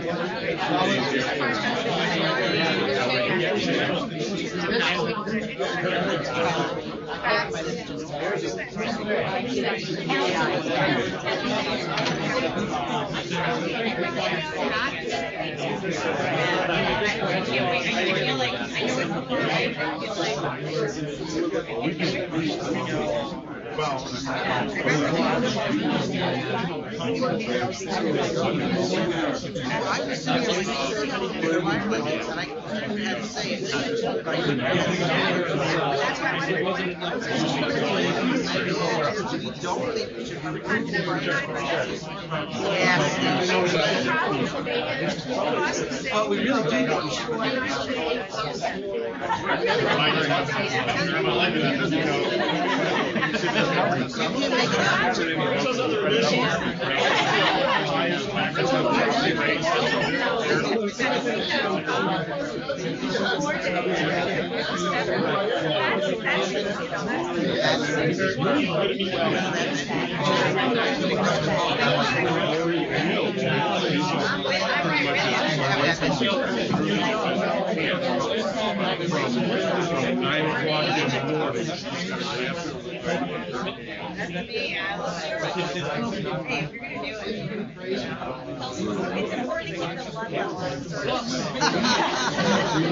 Nice to meet you guys.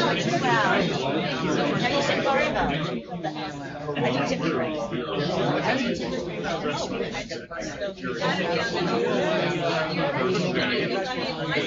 was nervous.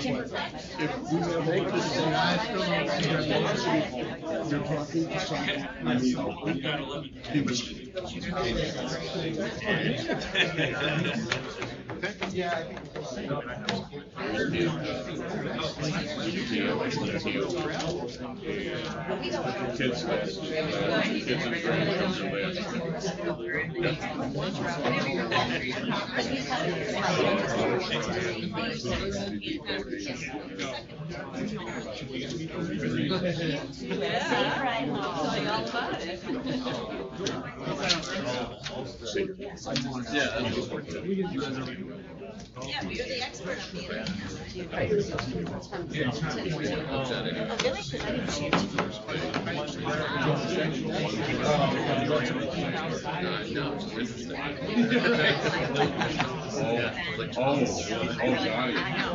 Are you enjoying this? Well, it's not normally this exciting. Is it normally It depends what side of the table you're on. Did you just say that codes were expanded? Is that what you just said? Wow. Listen, for a time. Wow.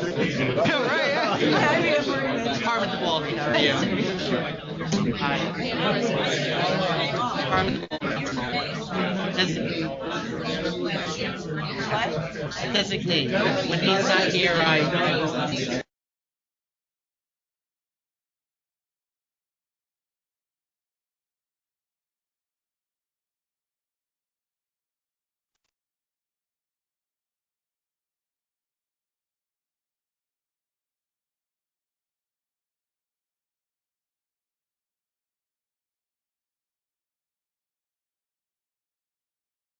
Can you please take on? We're gonna go back on the record shortly.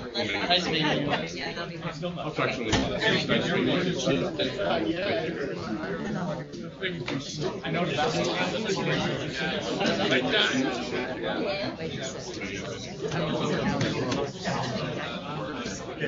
How are you? Come on, it's fun. See? Exactly. See, and people think the codes are boring. See, I know. See, we get crap all the time. Listen, I did Uber City Council. You can see those on video. And they're insane. Pick anyone from last year. It would be great. They have, the first month so far it's been quiet. The council people fighting with each other, the fight with the audience, it's really good. It's just the most classic. For the most part, respectful of each other's time and opinions. That's not permitted to do. Well, I'm from a village where they actually threw a fellow to a plate. National news. Yeah. I suggested out there they're not coming in. Okay. We'll start with us. Let's see, do we have a quorum? 1, 2, 6,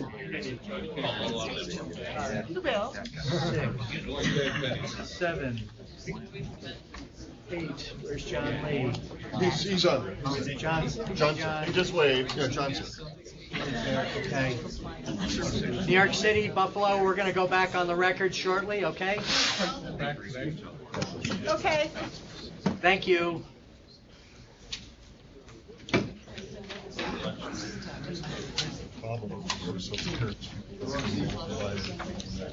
Just point that out.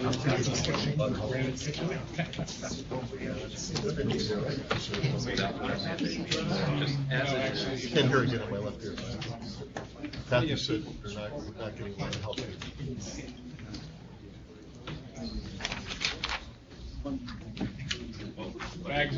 Okay. You ready? We'll go back on the record. Okay, everyone, we're going to continue the meeting. Thank you.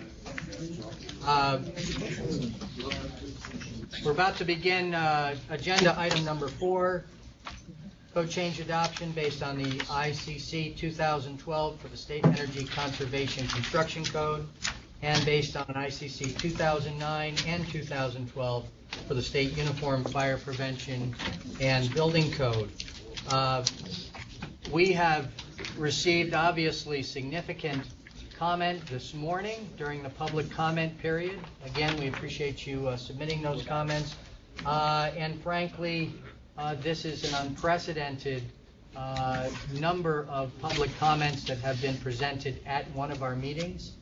We also literally had faxes coming in during the course of the public comment period. These are documents that have not been presented to the members of the Code Council on one of the particular issues that was discussed during the public comment period. I would like to just outline how we're going to continue with our discussion today.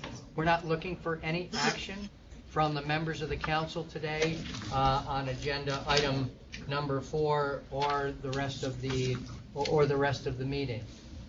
We've got some presentations that are going to be given to you by some of the subcommittee chairs. And Ray, I'm going to ask Ray to outline how we're going to do that in light of the significant comments that have come in this morning. Well, first, we're not going to have a report from the Residential Code Technical Subcommittee.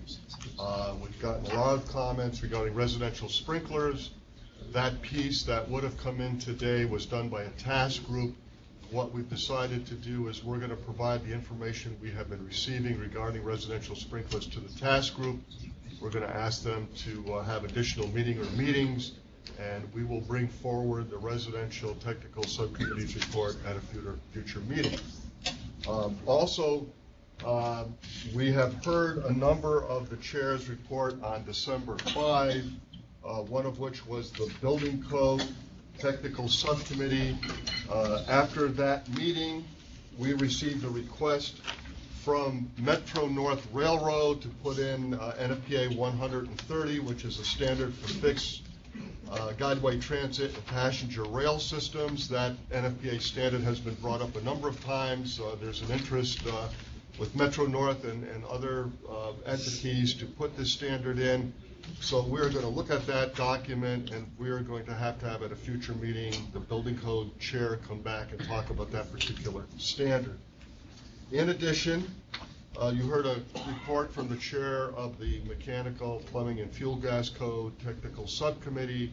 Since the report in December, we have received some additional information and some requests. And John Adario is here today, and he's going to make the first report in terms of some additional items beyond what was seen in December.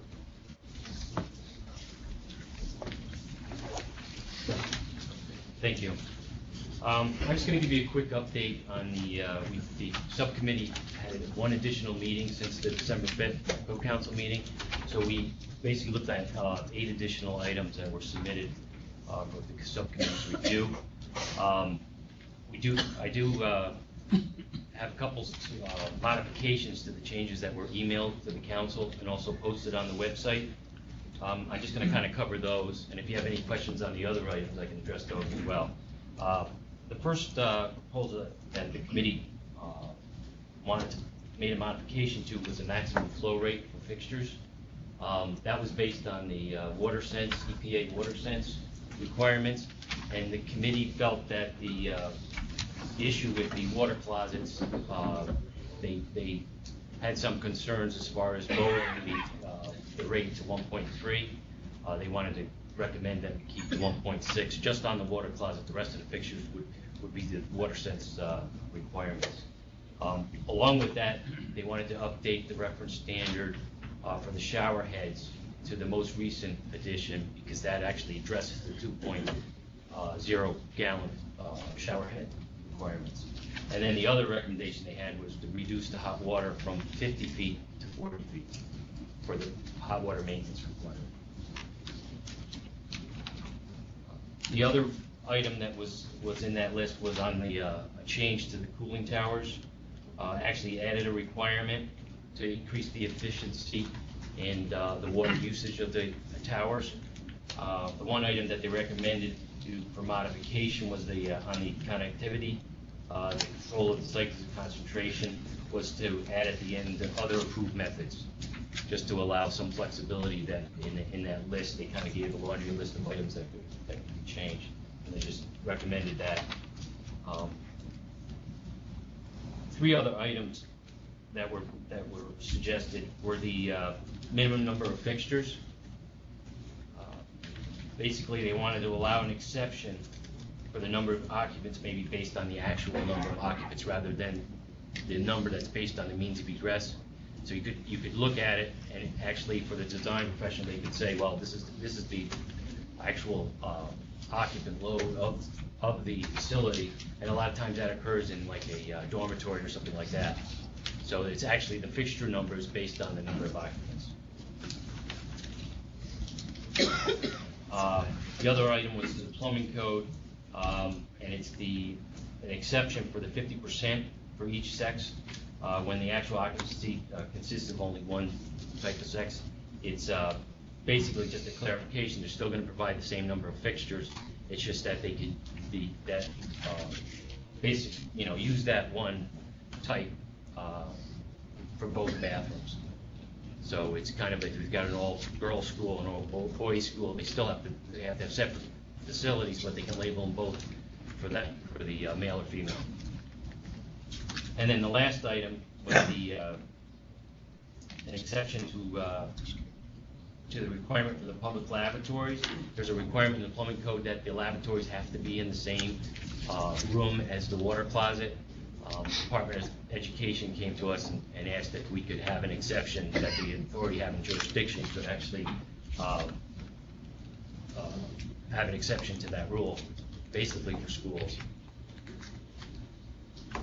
That's it for the additional items. If there's any questions.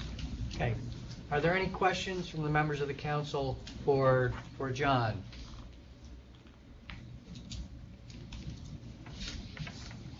questions? Thank you. Thank you. Okay, the next chair is going to be Joseph Hill from the Energy Conservation Construction Code Technical Subcommittee. And again, I'll remind the council that we did look at the commercial update at the December meeting, and you basically approved in concept moving the commercial part. This is really the full energy code with that commercial part being reintroduced into it, but Joe is now going to speak about the residential portion, which was not discussed in December. Thanks, Ray. Give me a minute to get the cards straight here.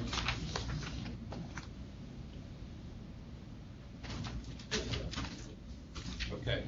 Again, Joseph Hill, Assistant Director for Energy Services and Chair of the Technical Subcommittee for Energy.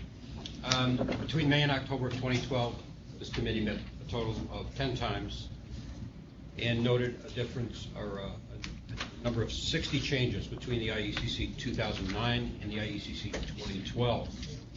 30 of these modifications reside in the residential energy chapter.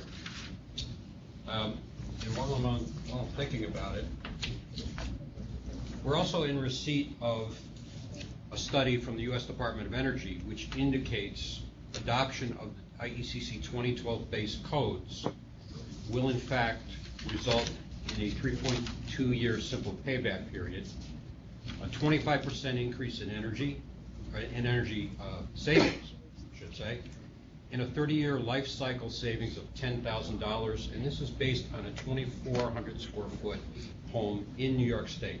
It's based on averages between climate design zones 4, 5, and 6. So that's pretty significant support right there. Moving on, the largest concentration of energy features in the residential chapter are based on the building thermal envelope, as you might expect, since most of the other provisions are ruled by federal requirements, such as the requirements for boiler or furnace efficiencies.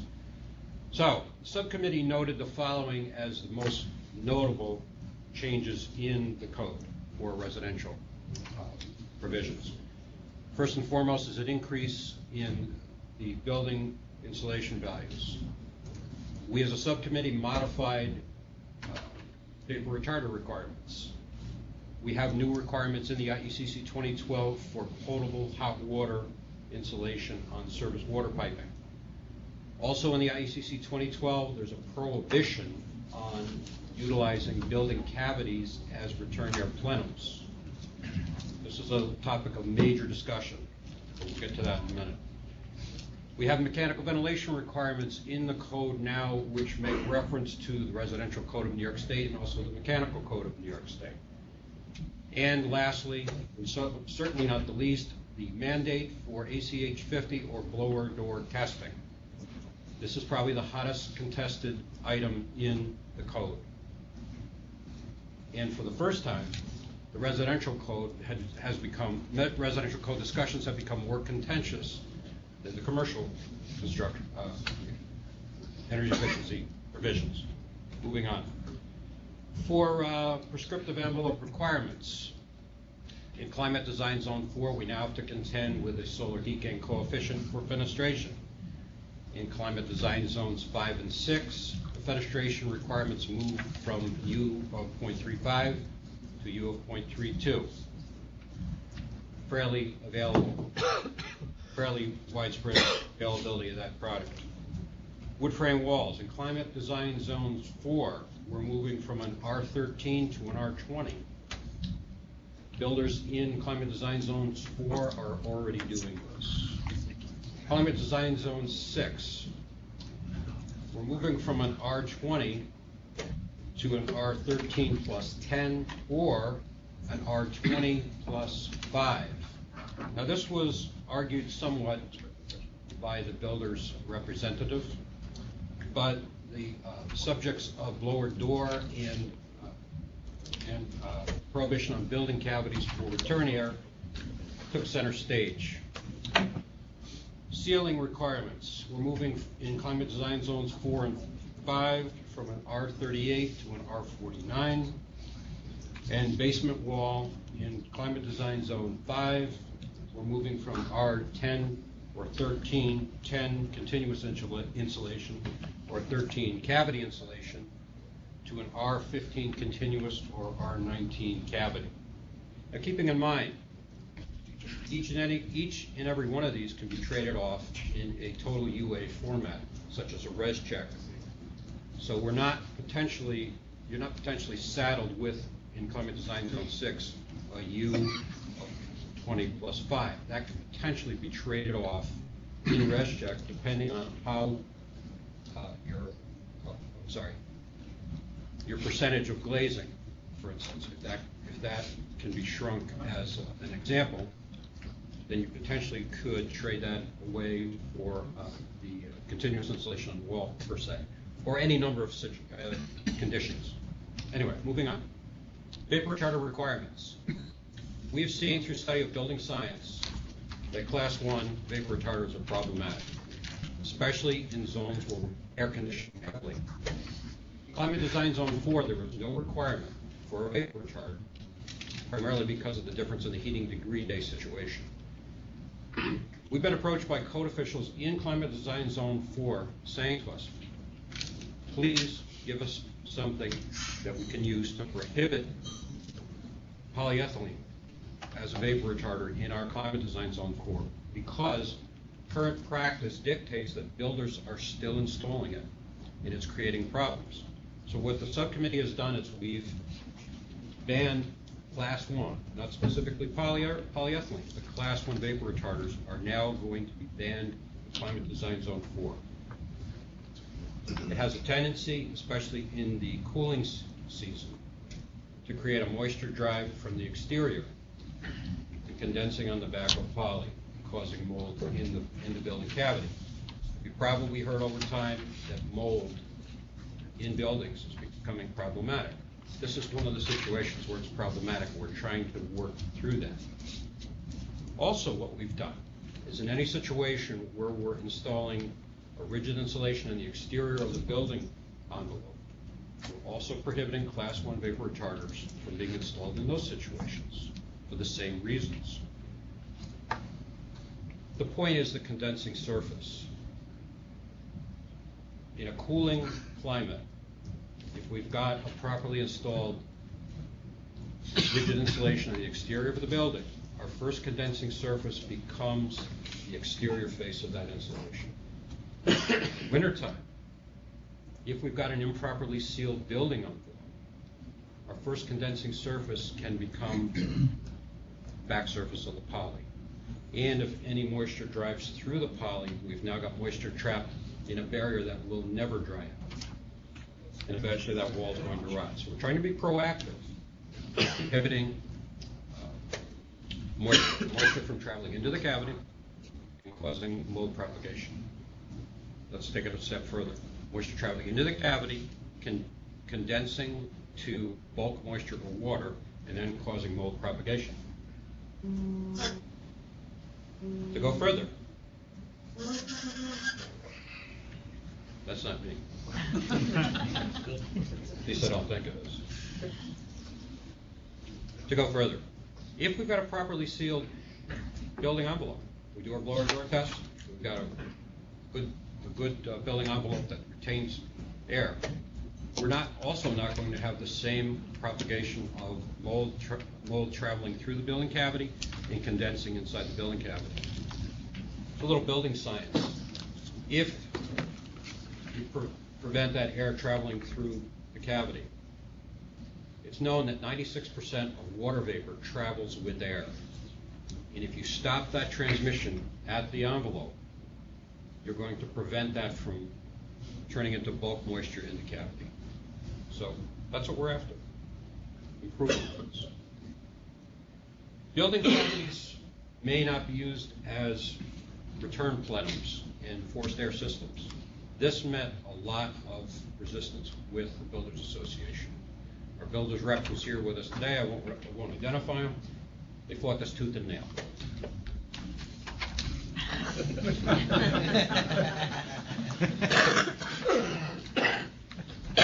So anyway, much of the discussion centered around the additional cost of creating panned not pan, but ducted returns inside of a building envelope. We discussed this on numerous occasions, and finally what we came back to was this. We would accept in the code a building cavity being panned and utilized as a return as long as that cavity is completely within the building envelope. In other words, it's not contained in any part of the exterior envelope of the building. That return has to be inside of that building enclosure. In that case, it can be utilized as a return. I got that right? Thank you, sir.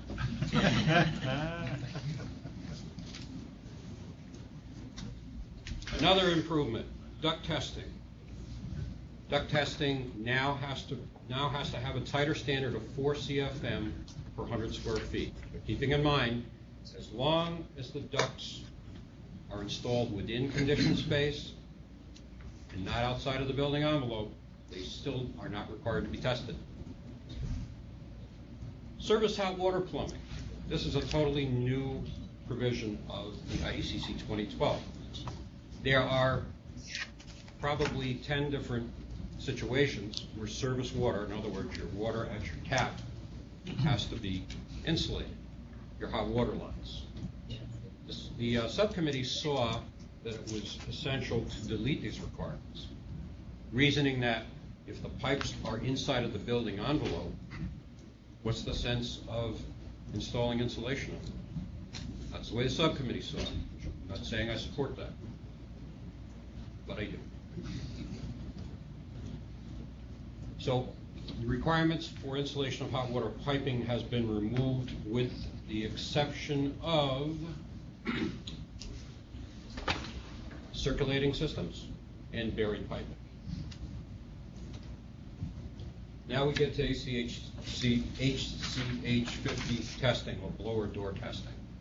IECC 2012 now requires both an extensive visual inspection of the building envelope as it's being constructed, as well as a metered testing, or an ACH 50 testing of the envelope once the building is completed. They're both mandated. Again, the New York State Builders Association took exception to this for a number of reasons, and I'll go through each one of these. First and foremost, they felt that 3 air changes per hour is too restrictive. What we have in our code now is a standard for 7 air changes per hour, which is not mandatory. The new code, it's an option. You can do visual inspection or blower door, unless, of course, your municipality has changed that. They can do that.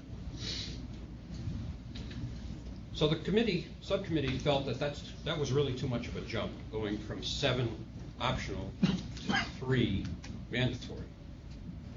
So we started looking at test results. And as you probably heard early on this morning, NYSERDA had done a study for us. We had data submitted from NYSERDA, Vermont Energy Investment Company, and also the state of Massachusetts. And this is specifically on randomly selected homes built to the 2003-2008 energy codes, or the IECC-based 2003-2009 energy codes. No, I'm sorry, IECC 2006, because it's historic, at least recent historic. The number that we kept hitting was 5. And I lose track of the numbers now, but I think we're talking about maybe 200 houses that were randomly selected and built to these codes. They could fairly easily hit an air change rate of 5 air changes per hour.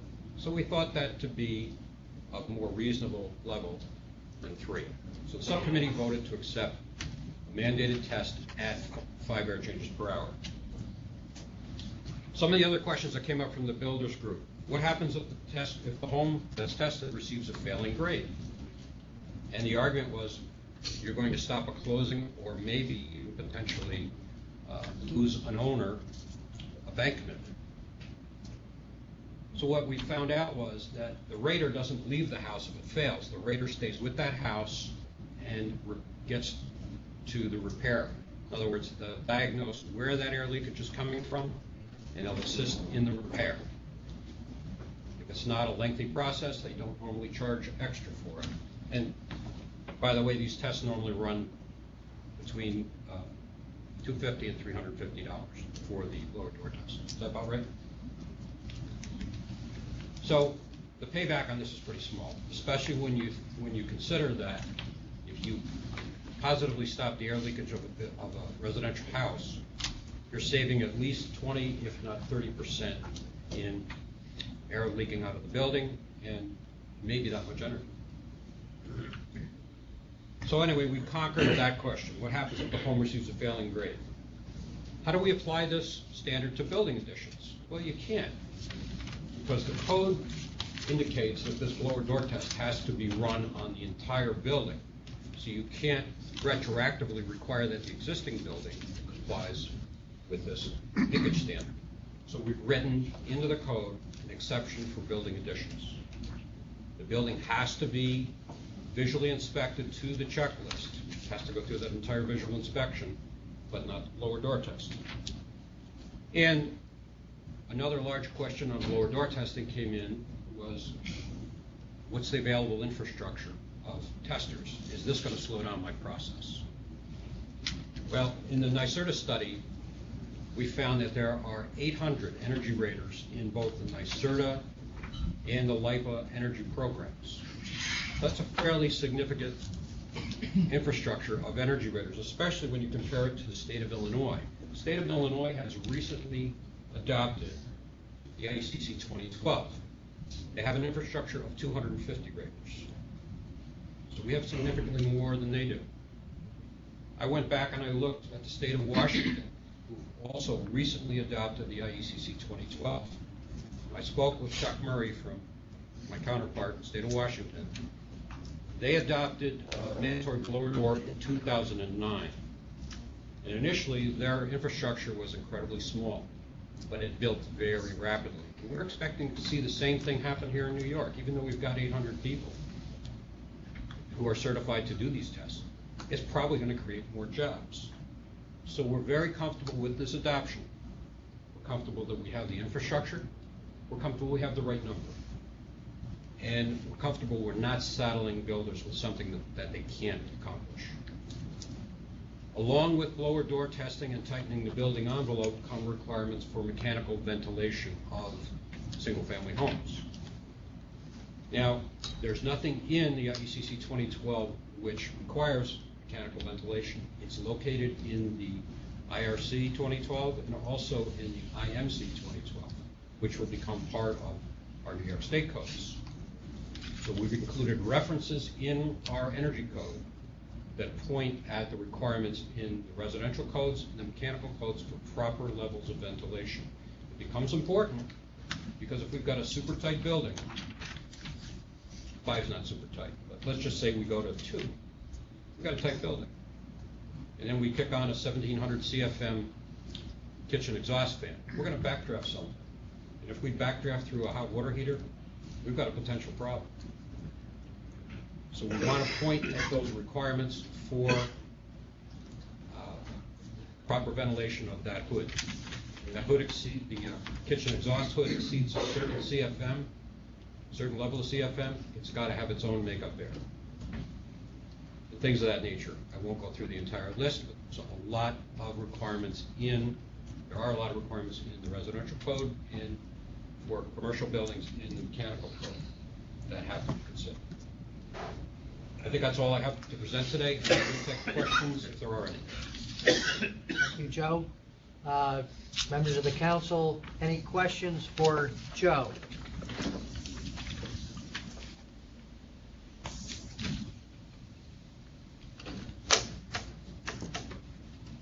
See no questions. Thank you very much. Okay, thanks. Okay, the next chair is Dan Nichols from the Fire Code of New York State, Technical Subcommittee.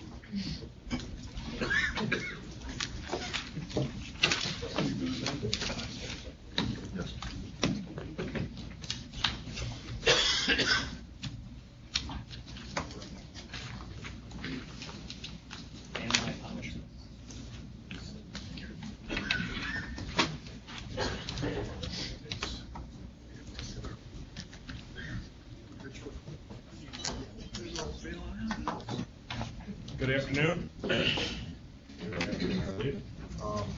name is Dan Nichols, Fire Protection Engineer for the Division of Code Enforcement Administration, Chairman of the Fire Code Technical Subcommittee, and today is our first pass through on the review of the Fire Code proposed changes.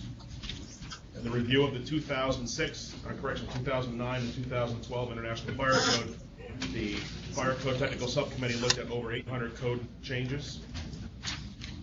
They've been pared down for your consideration on the website down to about 99, where the committee thought at least a discussion needed to take place. The biggest changes to the Fire Code, 2012 Fire Code, is that the book has been completely reorganized into a difference of chapter, which makes it very difficult from a logistical standpoint to figure out a code change that happened in 2009, then it moves to a different section in 2012, then is remodified or regresses back to a different one. Became quite a challenge, hence why there's such a large chart on the Fire Code Technical Subcommittee website. However, through the work of the 8-person technical subcommittee panel, as well as several interested parties that joined us along the way, we've been able to parse it down to basically what we believe is 12 issues that would be warranted to a conversation here. And out of the 850 some odd code changes, we actually only had a split decision on one item. So I think that's a testament to how well the committee worked together, had some great debate, and brings you to today, where I'm going to just quickly discuss a couple items. One, the 2012 International Fire Code recommends has a requirement for emergency responder radio coverage.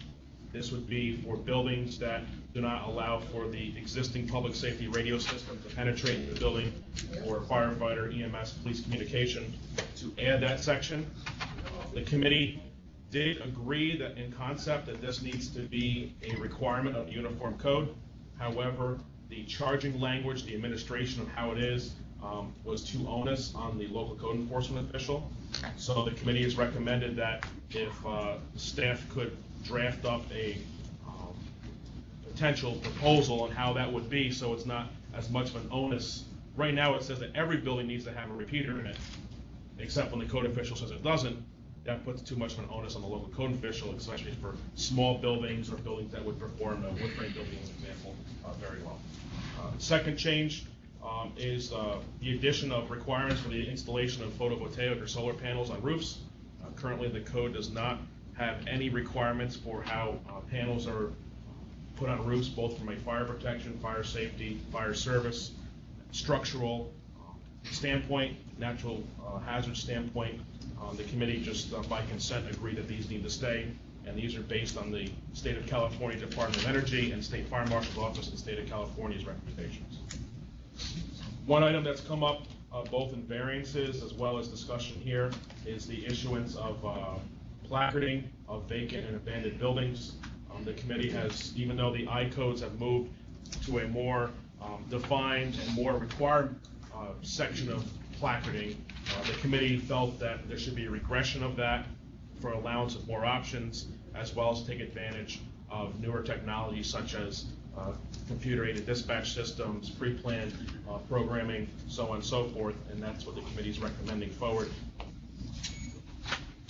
New sections, rooftop gardens, green roofs, and the maintenance thereof and the fire safety of those. A new requirement for marina fire protection. Currently the Uniform Code does not address fire safety issues at marinas and other locations for boat storage. Certification requirements for fire extinguisher service technicians. Currently there's no requirement in the Uniform Code or the reference standards that addresses the certification requirements of a fire extinguisher service technician, which would be kitchen systems, portable fire extinguishers, fixed particulates, so on and so forth. The I codes have recommended that fire pump power is changed from emergency power or from standby power to emergency power. What that means in layman's terms is that a standby power is a generator set to an electric powered fire pump. Emergency power would mean that it would have to start less than 10 seconds, which basically eliminates the allowance for the use of a generator which would basically push us back to where we were under Title IX, back to having all diesel fire pumps. Looking at the track record of where we are today on how electric fire pumps are more reliable than diesel fire pumps due to not having the additional maintenance issue, the Fire Code Committee thought that that was not a good direction to take. Jumping down, those are basically all the I-codes, items that were up for discussion. Again, out of 850, that's what we're bringing forward to you. The chart is online of the 99, as well as the full 850 if you're interested in looking at the rest of them. But another charge the committee did take is that the current fire code has approximately 27 New York State modifications. That's not a lot of modifications thinking about all the topics that are covered in the current fire code. Many of these, I would say 25% of these, are not New York State modifications anymore, but they're actually part of the 2012 International Fire Code due to the constant involvement of Department of State, OFPC, John Mueller, who most of you know led that charge up for a long time, New York State Fire Service, New York State Code Enforcement, and many others who came forward in the trade groups, and now what we used to call New York State modification is now just part of the I-codes. With that, however, there are still some New York State modifications that are staying or are being proposed to stay. But the most important part is that the Fire Code Technical Subcommittee did go ahead and reevaluate every substantial New York State modification to see if it should be included in the next edition of the statewide fire code. Two items of interest to the committee or to the council that you may be interested in. One is that the Fire Code Technical Subcommittee is recommending that the sprinkler threshold for certain assembly occupancies returns from 100 back to 300 persons.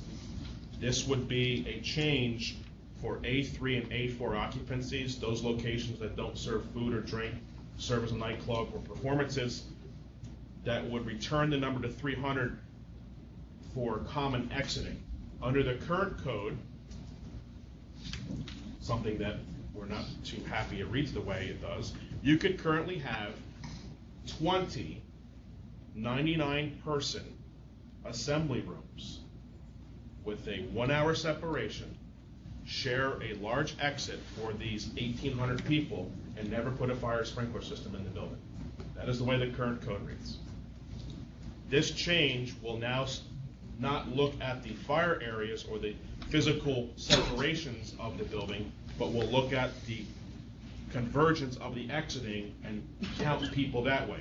This was, if you go back to the Stouffer's Inn fire, the Stouffer's Inn fire was a building that had a bunch of smaller separated conference rooms, and this actually will address the intent of that, of what happened there.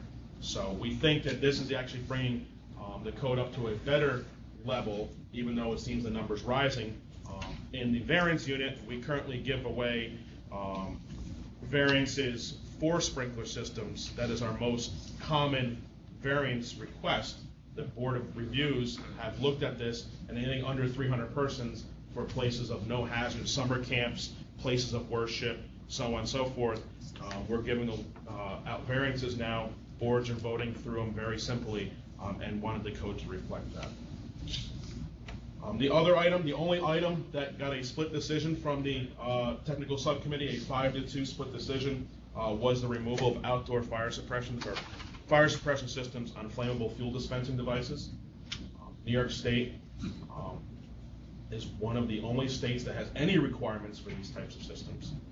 New York State, in our research, is the only state that has had for a long period of time a requirement for fire suppression systems at fueling sites for all types of fueling: fleet, full service, self-service, private owned. It's been for all fuel service, and it's only for flammable, it's not for diesel, which is another misconception. We went back through to find out why did the Code Council require these in the first place. And we cannot go back to 1984 and find in the record of actually why they were brought in. The only anecdotal evidence that we have is that the County of Nassau, prior to the adoption of the Uniform Code in 1984, had a requirement in their countywide fire ordinance that required fire suppression systems when full service stations had a kiosk on the island where an employee would be, which is different than what has been commonly known as the reason why we had these was because of the change from full service to self-service fueling stations. So the actual reason that's set in stone back in '84, we're not quite sure why it was even there, and we can't present that to the council today to kind of address what your position was 30 years ago. The committee's look at this was based on several items. One, we've been using the international code process for 10 years, and there's never been a proposal to bring it into the international codes, nor has it ever been deliberated. Switching to the NFPA side of the house, from 1984 up until 2002, NFPA 30A was the prevalent code or reference standard that was utilized in the subchapter C of the Uniform Fire Prevention and Building Code, and there was never a requirement in that document for the requirement of gas station fire suppression systems. The number since 2002 of gas station fires has dropped from approximately 8,000 to just about 4,000 incidents nationwide. That's a 50% drop since we started using the International Fire Code and a major update to NFPA 38, depending on what state you're in the last 11 years. To kind of put that on pace with other numbers that you may be able to identify, what does 4,000 incidents mean? 4,000 incidents is within the same order of magnitude as the number of fire deaths in the United States. If you're trying to see how it would affect your community, that's really the number we're looking at. Now, the number of fires that happen at a fueling station comes in three major types: outdoor fires, vehicle fires, and spill fires. And what the committee looked at is, does the fire suppression system answer the question in all three of those events? Now, if it's an outdoor fire, a grass fire, the bushes catch on fire out by the street, that gets tagged in the NFIRS number, part of that 4,000, but has nothing to do with the fueling operation.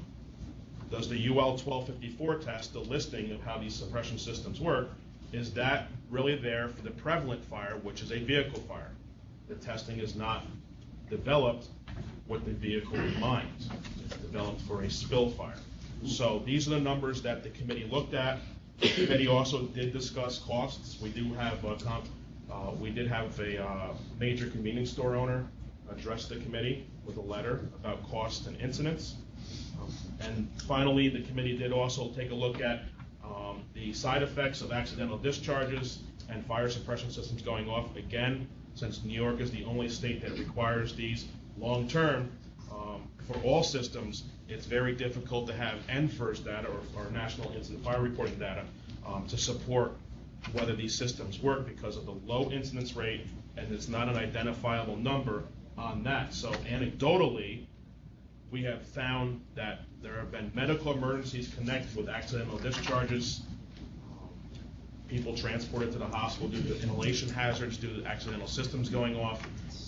So there's information out there that brought the committee to the point of predominantly saying, if this isn't part of the ICODES process, if this isn't part of the NFPA process, what is our validation for keeping these with such a drop number?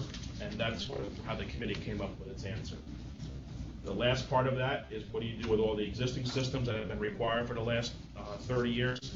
And the committee's position also is that these systems should remain required until the fuel dispensing facility is upgraded to current requirements based upon the NFPA data that shows that gas station incidents go down due to newer system installation and the safeguards associated with that. So that is the fire code report. With the amount of information that was provided today, I would we'll review that in the office from staff and provide that correlation of the committee findings with the additional information back to the council at a future meeting, unless there's a different direction you would like to see us take. Okay. Thank you. Any questions for Dan?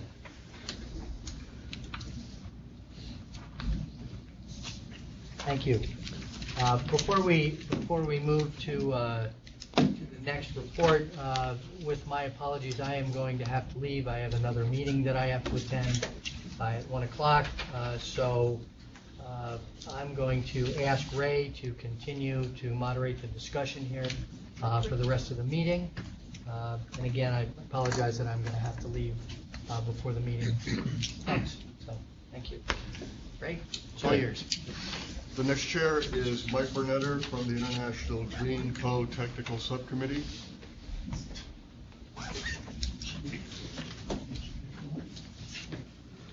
Good afternoon, everybody. Hopefully I'll make this quick so we'll move on. We'll go into a while. My name is Mike Bernetter, as Ray said. I chaired a subcommittee group for the International Green Construction Code review. A good number of months following the printing of all the other ICC codes for 2012, the ICC Green Code came together for the first time and was titled the International Green Construction Code of 2012. Beyond that late arrival, as I call it, of the printing of the IGCC 2012 code relative to the other ICC codes, our diverse technical subcommittee, now referred to as a Green Advisory Working Group, began meeting. After 7 meetings since August, the advisory group had deliberated and voted on a number of proposals that the Code Council has been presented with. One document I will review today is a summary list of what potential 11 chapters look like after the advisory group met, made proposals, and voted on up to date. The other draft you were sent recently by Mr. Andrews contains the majority of the actual code text comprising the committee's proposals that were voted on and passed. I will note that the larger document you have contains that text. You can peruse at your leisure. I believe that was 49 pages. Today I will summarize a 5-page summary that I sent out, detailing the group's deliberations.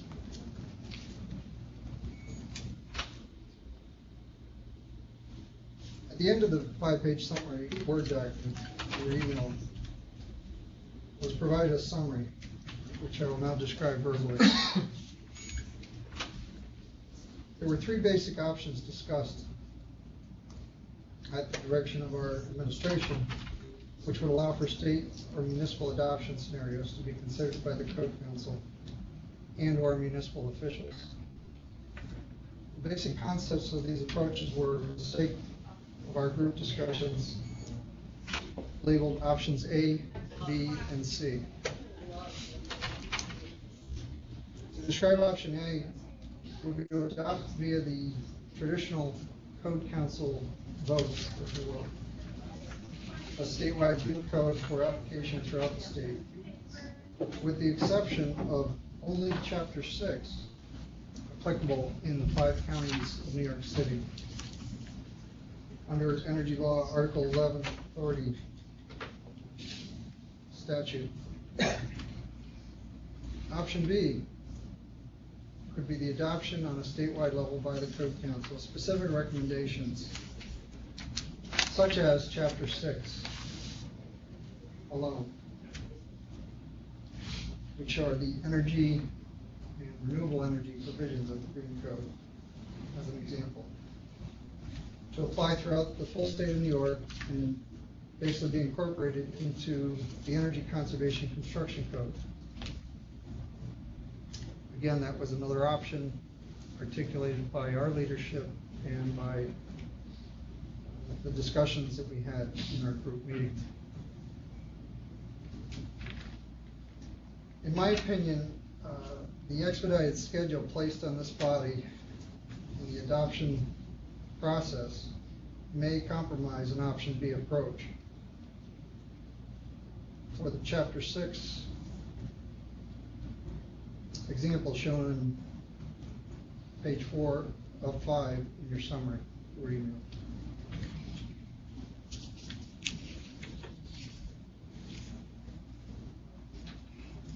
Chapter 6, being the renewable energy and energy proposals,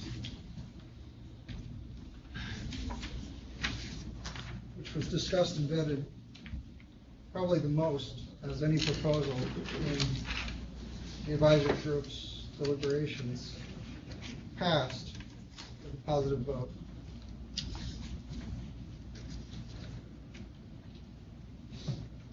The reason that the Commercial Energy Code was moved by the Code Council. In other words, at your last meeting, the commercial energy provisions with a target date of adoption in July of this year were passed with an expedited schedule. That passage by your vote has now moved the commercial energy provisions of the state of New York's next energy code into the what we call the SAPA process, State Administrative Procedures Act. So those provisions, the commercial energy provisions, are on track for adoption in July of this year, and for lack of a better term, in the hopper, if you will, beyond maybe anything that people in this room could do. It's in the process. It will come to public hearings and be vetted by many people, but it's on a fast track.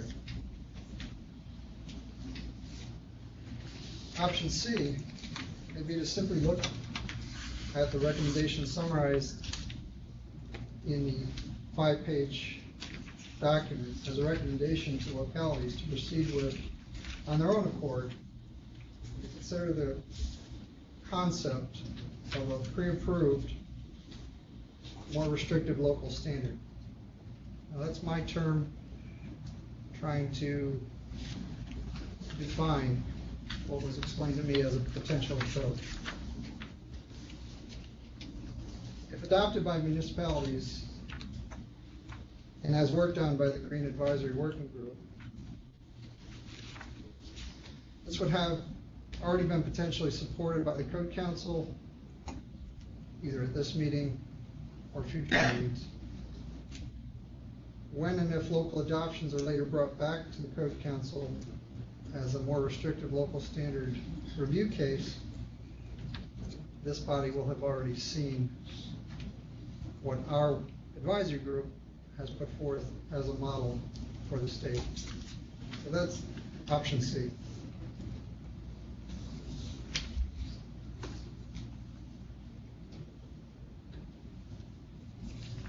Getting a little deeper into the 5-page summary, I want to highlight one of the main items that caused another good amount of debate. A member of the advisory group proposed that we allow residential construction to follow the ICC 700 or the IGCC based model code that we developed.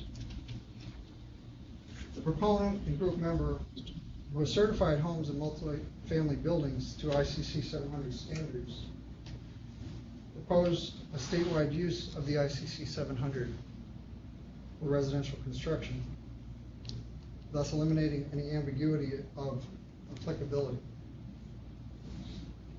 It was a very clear vote. The committee passed that as their recommendation. This would effectively require the IGCC-based code for all commercial buildings and the ICC 700 standard for all residential buildings. After that passage, there were reservations spoken of, which never turned into any new proposals by members, thus keeping the ICC 700 reference as of today. One possible alternative that council is welcome to consider would be to revert back to the intelligence, as they call it, built into the IGCC, making the ICC 700 a local decision for adoption.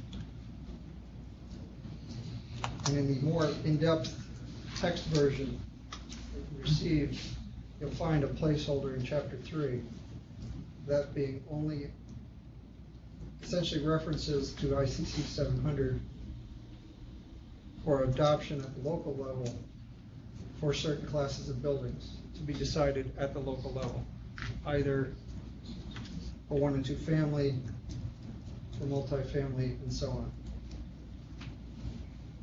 That's how the IGCC is set up, to allow all residential considerations to essentially only be decided at the local level. I think if we were to have a revote in our group, that potential may still exist and be supported. Depending on what happens today, we may still need to have meetings for the Green Advisory Group to make any final decisions. Also, several members proposed allowing LEED for homes, green globes, or passive house as alternatives to ICC 700. That also passed as alternatives. You'll find this reflected in sections 101.3.1 and 105.6 respectively.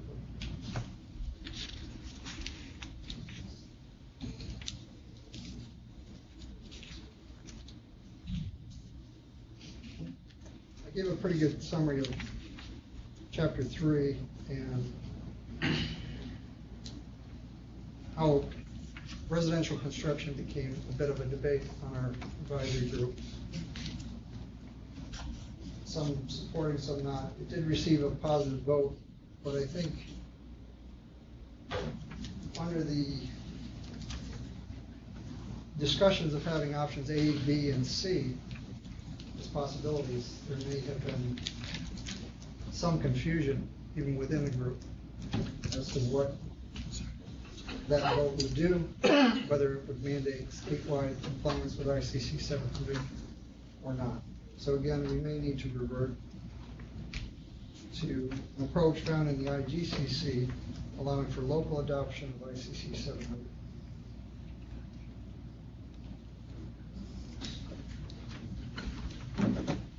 Chapter 6 I mentioned before as a potential to adopt, possibly today, for inclusion as a statewide mandate.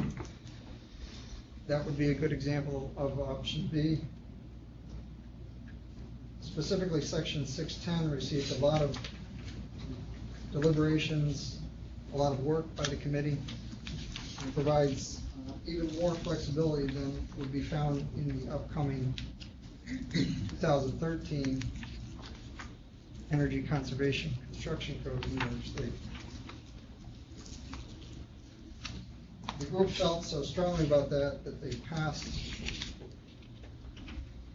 a vote to forward section 610 into the Energy Code if a green code were not adopted at this time.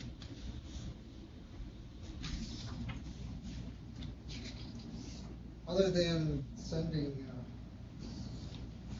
5 pages and then 49 pages to the Code Council, I'm going to stop there with my summary of where our group deliberations and our 7 meetings the advisory group led to up to today, and open up for any questions. Okay, thank you, Mike. Are there questions for Mike?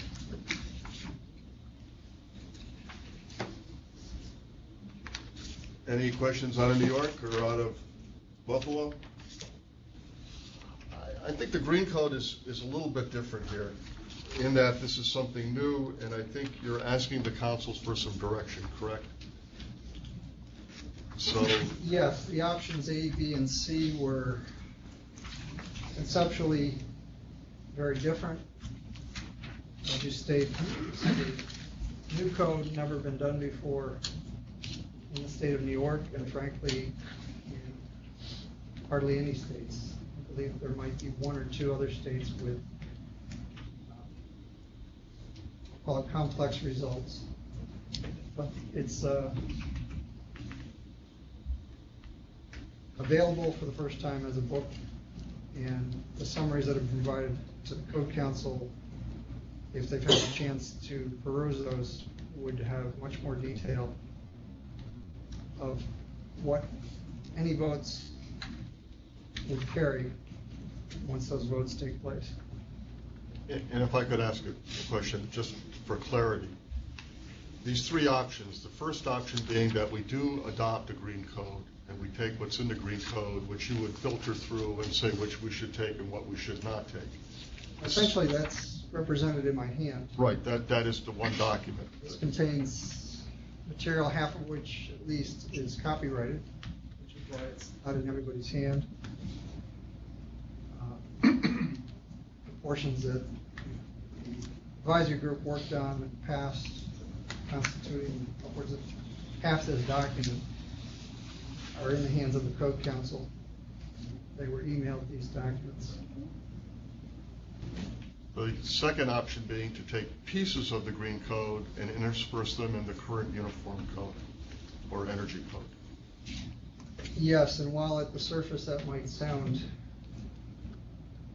easier done than said,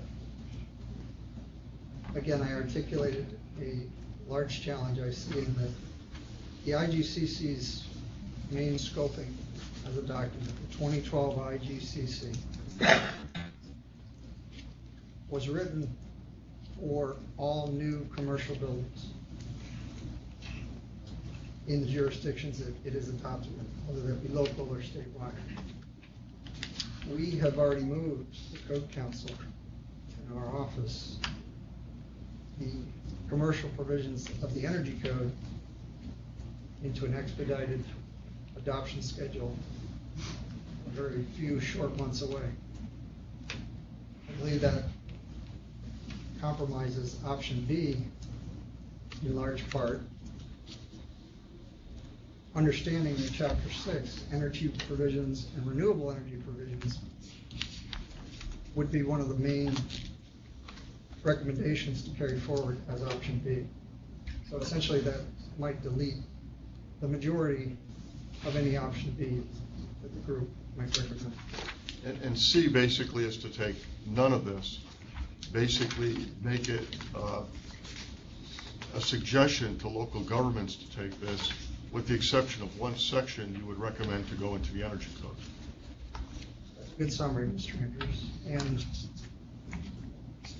that would be available to the municipalities where the Code Council has had the benefit of reviewing it with a possible understanding of it coming back for more restrictive local standards, local adoption in the future. And just to make this more complicated than it is, in your review of this, you found that in fact, instead of just taking the green code, you actually need to take, if we're going to take the green code, but we actually have to take another ICC document, which was not originally on the table, the 700 for residential, and you would recommend looking at that as well. Well, I think I stated, what I will now use a visual prop on, that the remainder of Chapter 3, after our advisory group deliberated, essentially boiled down to a postcard-sized table labeled 302.1, which is quite similar to what you find in the IGCC 2012, except it's been reduced to about half the size of the International Code. The only part remaining being a suggestion again to localities that if they wanted to do a strictly local standard ordinance, what have you, local adoption, that it's being suggested that they pick up ICC 700 either for 1 and 2 family, group R3s, or group R2s and 4s. So it's kind of a placeholder of what's left of Chapter 3. The other suggestions fell to the wayside under a technical advisory group debate. I left this in as a placeholder, even though it was deleted by the group as maybe a good example of what could be revisited to allow for local adoption in regards to residential, which obviously would be a big topic. Yeah, and I'll note to the council, which you probably already know, there are no charts on the website like the other parts of the Uniform Code and the Energy Code. This is very new. I think Mike felt this was the way to start to present this as options of how to deal with this. And so there's really, except for looking at the code itself, there's been nothing on the charts or nothing on the website that you could glean this until we start to email things for this meeting, which gives you very short shrift to try to come up with any kind of decision. Is that a fair statement? My expectation is that I think we need to look at this some more and to receive some comments from the council in terms of what direction we go to. I'm not hearing questions regarding this code, and if I was to, I would think of all the codes, this is the one I would start having questions about. So what I would suggest is maybe we defer this to the next meeting and have a discussion on this some more, giving the council time to look at the documents that we have sent out and to think about these 3 different possible avenues we could take in terms of dealing with this. Yes, Mr. Sarlin. Mike, has any part of the committee looked at this? Have you looked at this 700 code that we may have to? I personally have read it several times, almost throughout, simply out of interest. Well, and I just mean that if that's a task that has to be done, perhaps you can start working on that as well. Not to give the group more work, but if we're going to be forced to consider adopting that as well, we'll get it rolling. Well, let me say a few comments in response. Number one, I'll tell you where that document is in regards to the working group. 2 members of our group actually have utilized the ICC 700 to certify residential construction, both of which were for single family and 2 family homes. One of the members has used it to certify large multi-family buildings, so there was quite a bit of experience in that regard. And specifically, the proposal to consider it statewide was made by one of those individuals.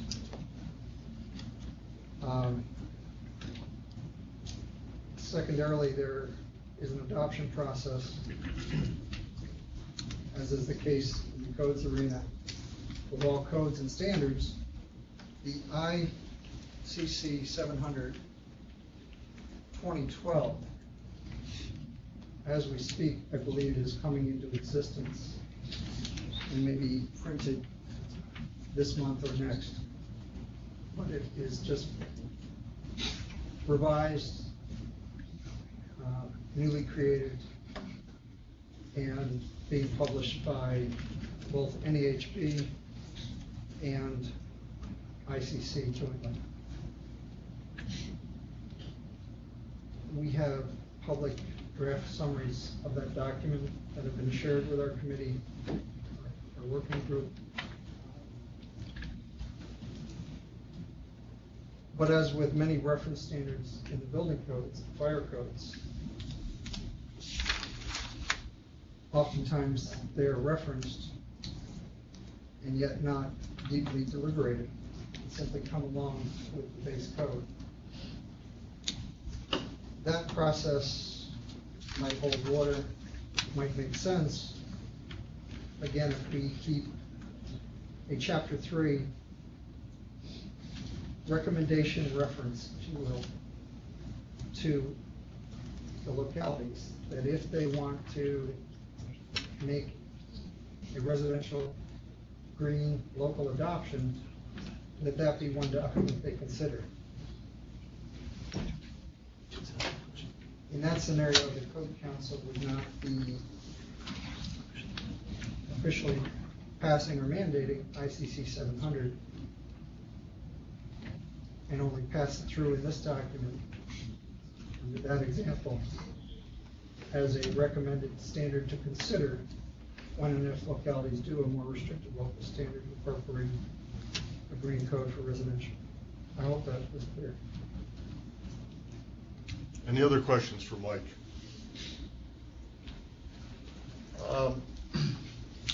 You know, I know you were looking for some direction today. Considering the short time that the council had to really even look at this, what I would suggest is that the council look at what Mike has provided, and then at our next meeting, we'll revisit this issue. And I would also afford the opportunity between now and then to contact us if you have some specific questions about the green code or these 3 proposals of how to deal with this document. Does that sound like a reasonable suggestion for the next meeting? Very much so. I really don't see there's any way to act on this with the short time. I think you sent out a 49-page document of the code changes you're sort of proposing, which is sort of voluminous in itself. So I think that's a reasonable approach. Do you folks in New York and Buffalo agree with that?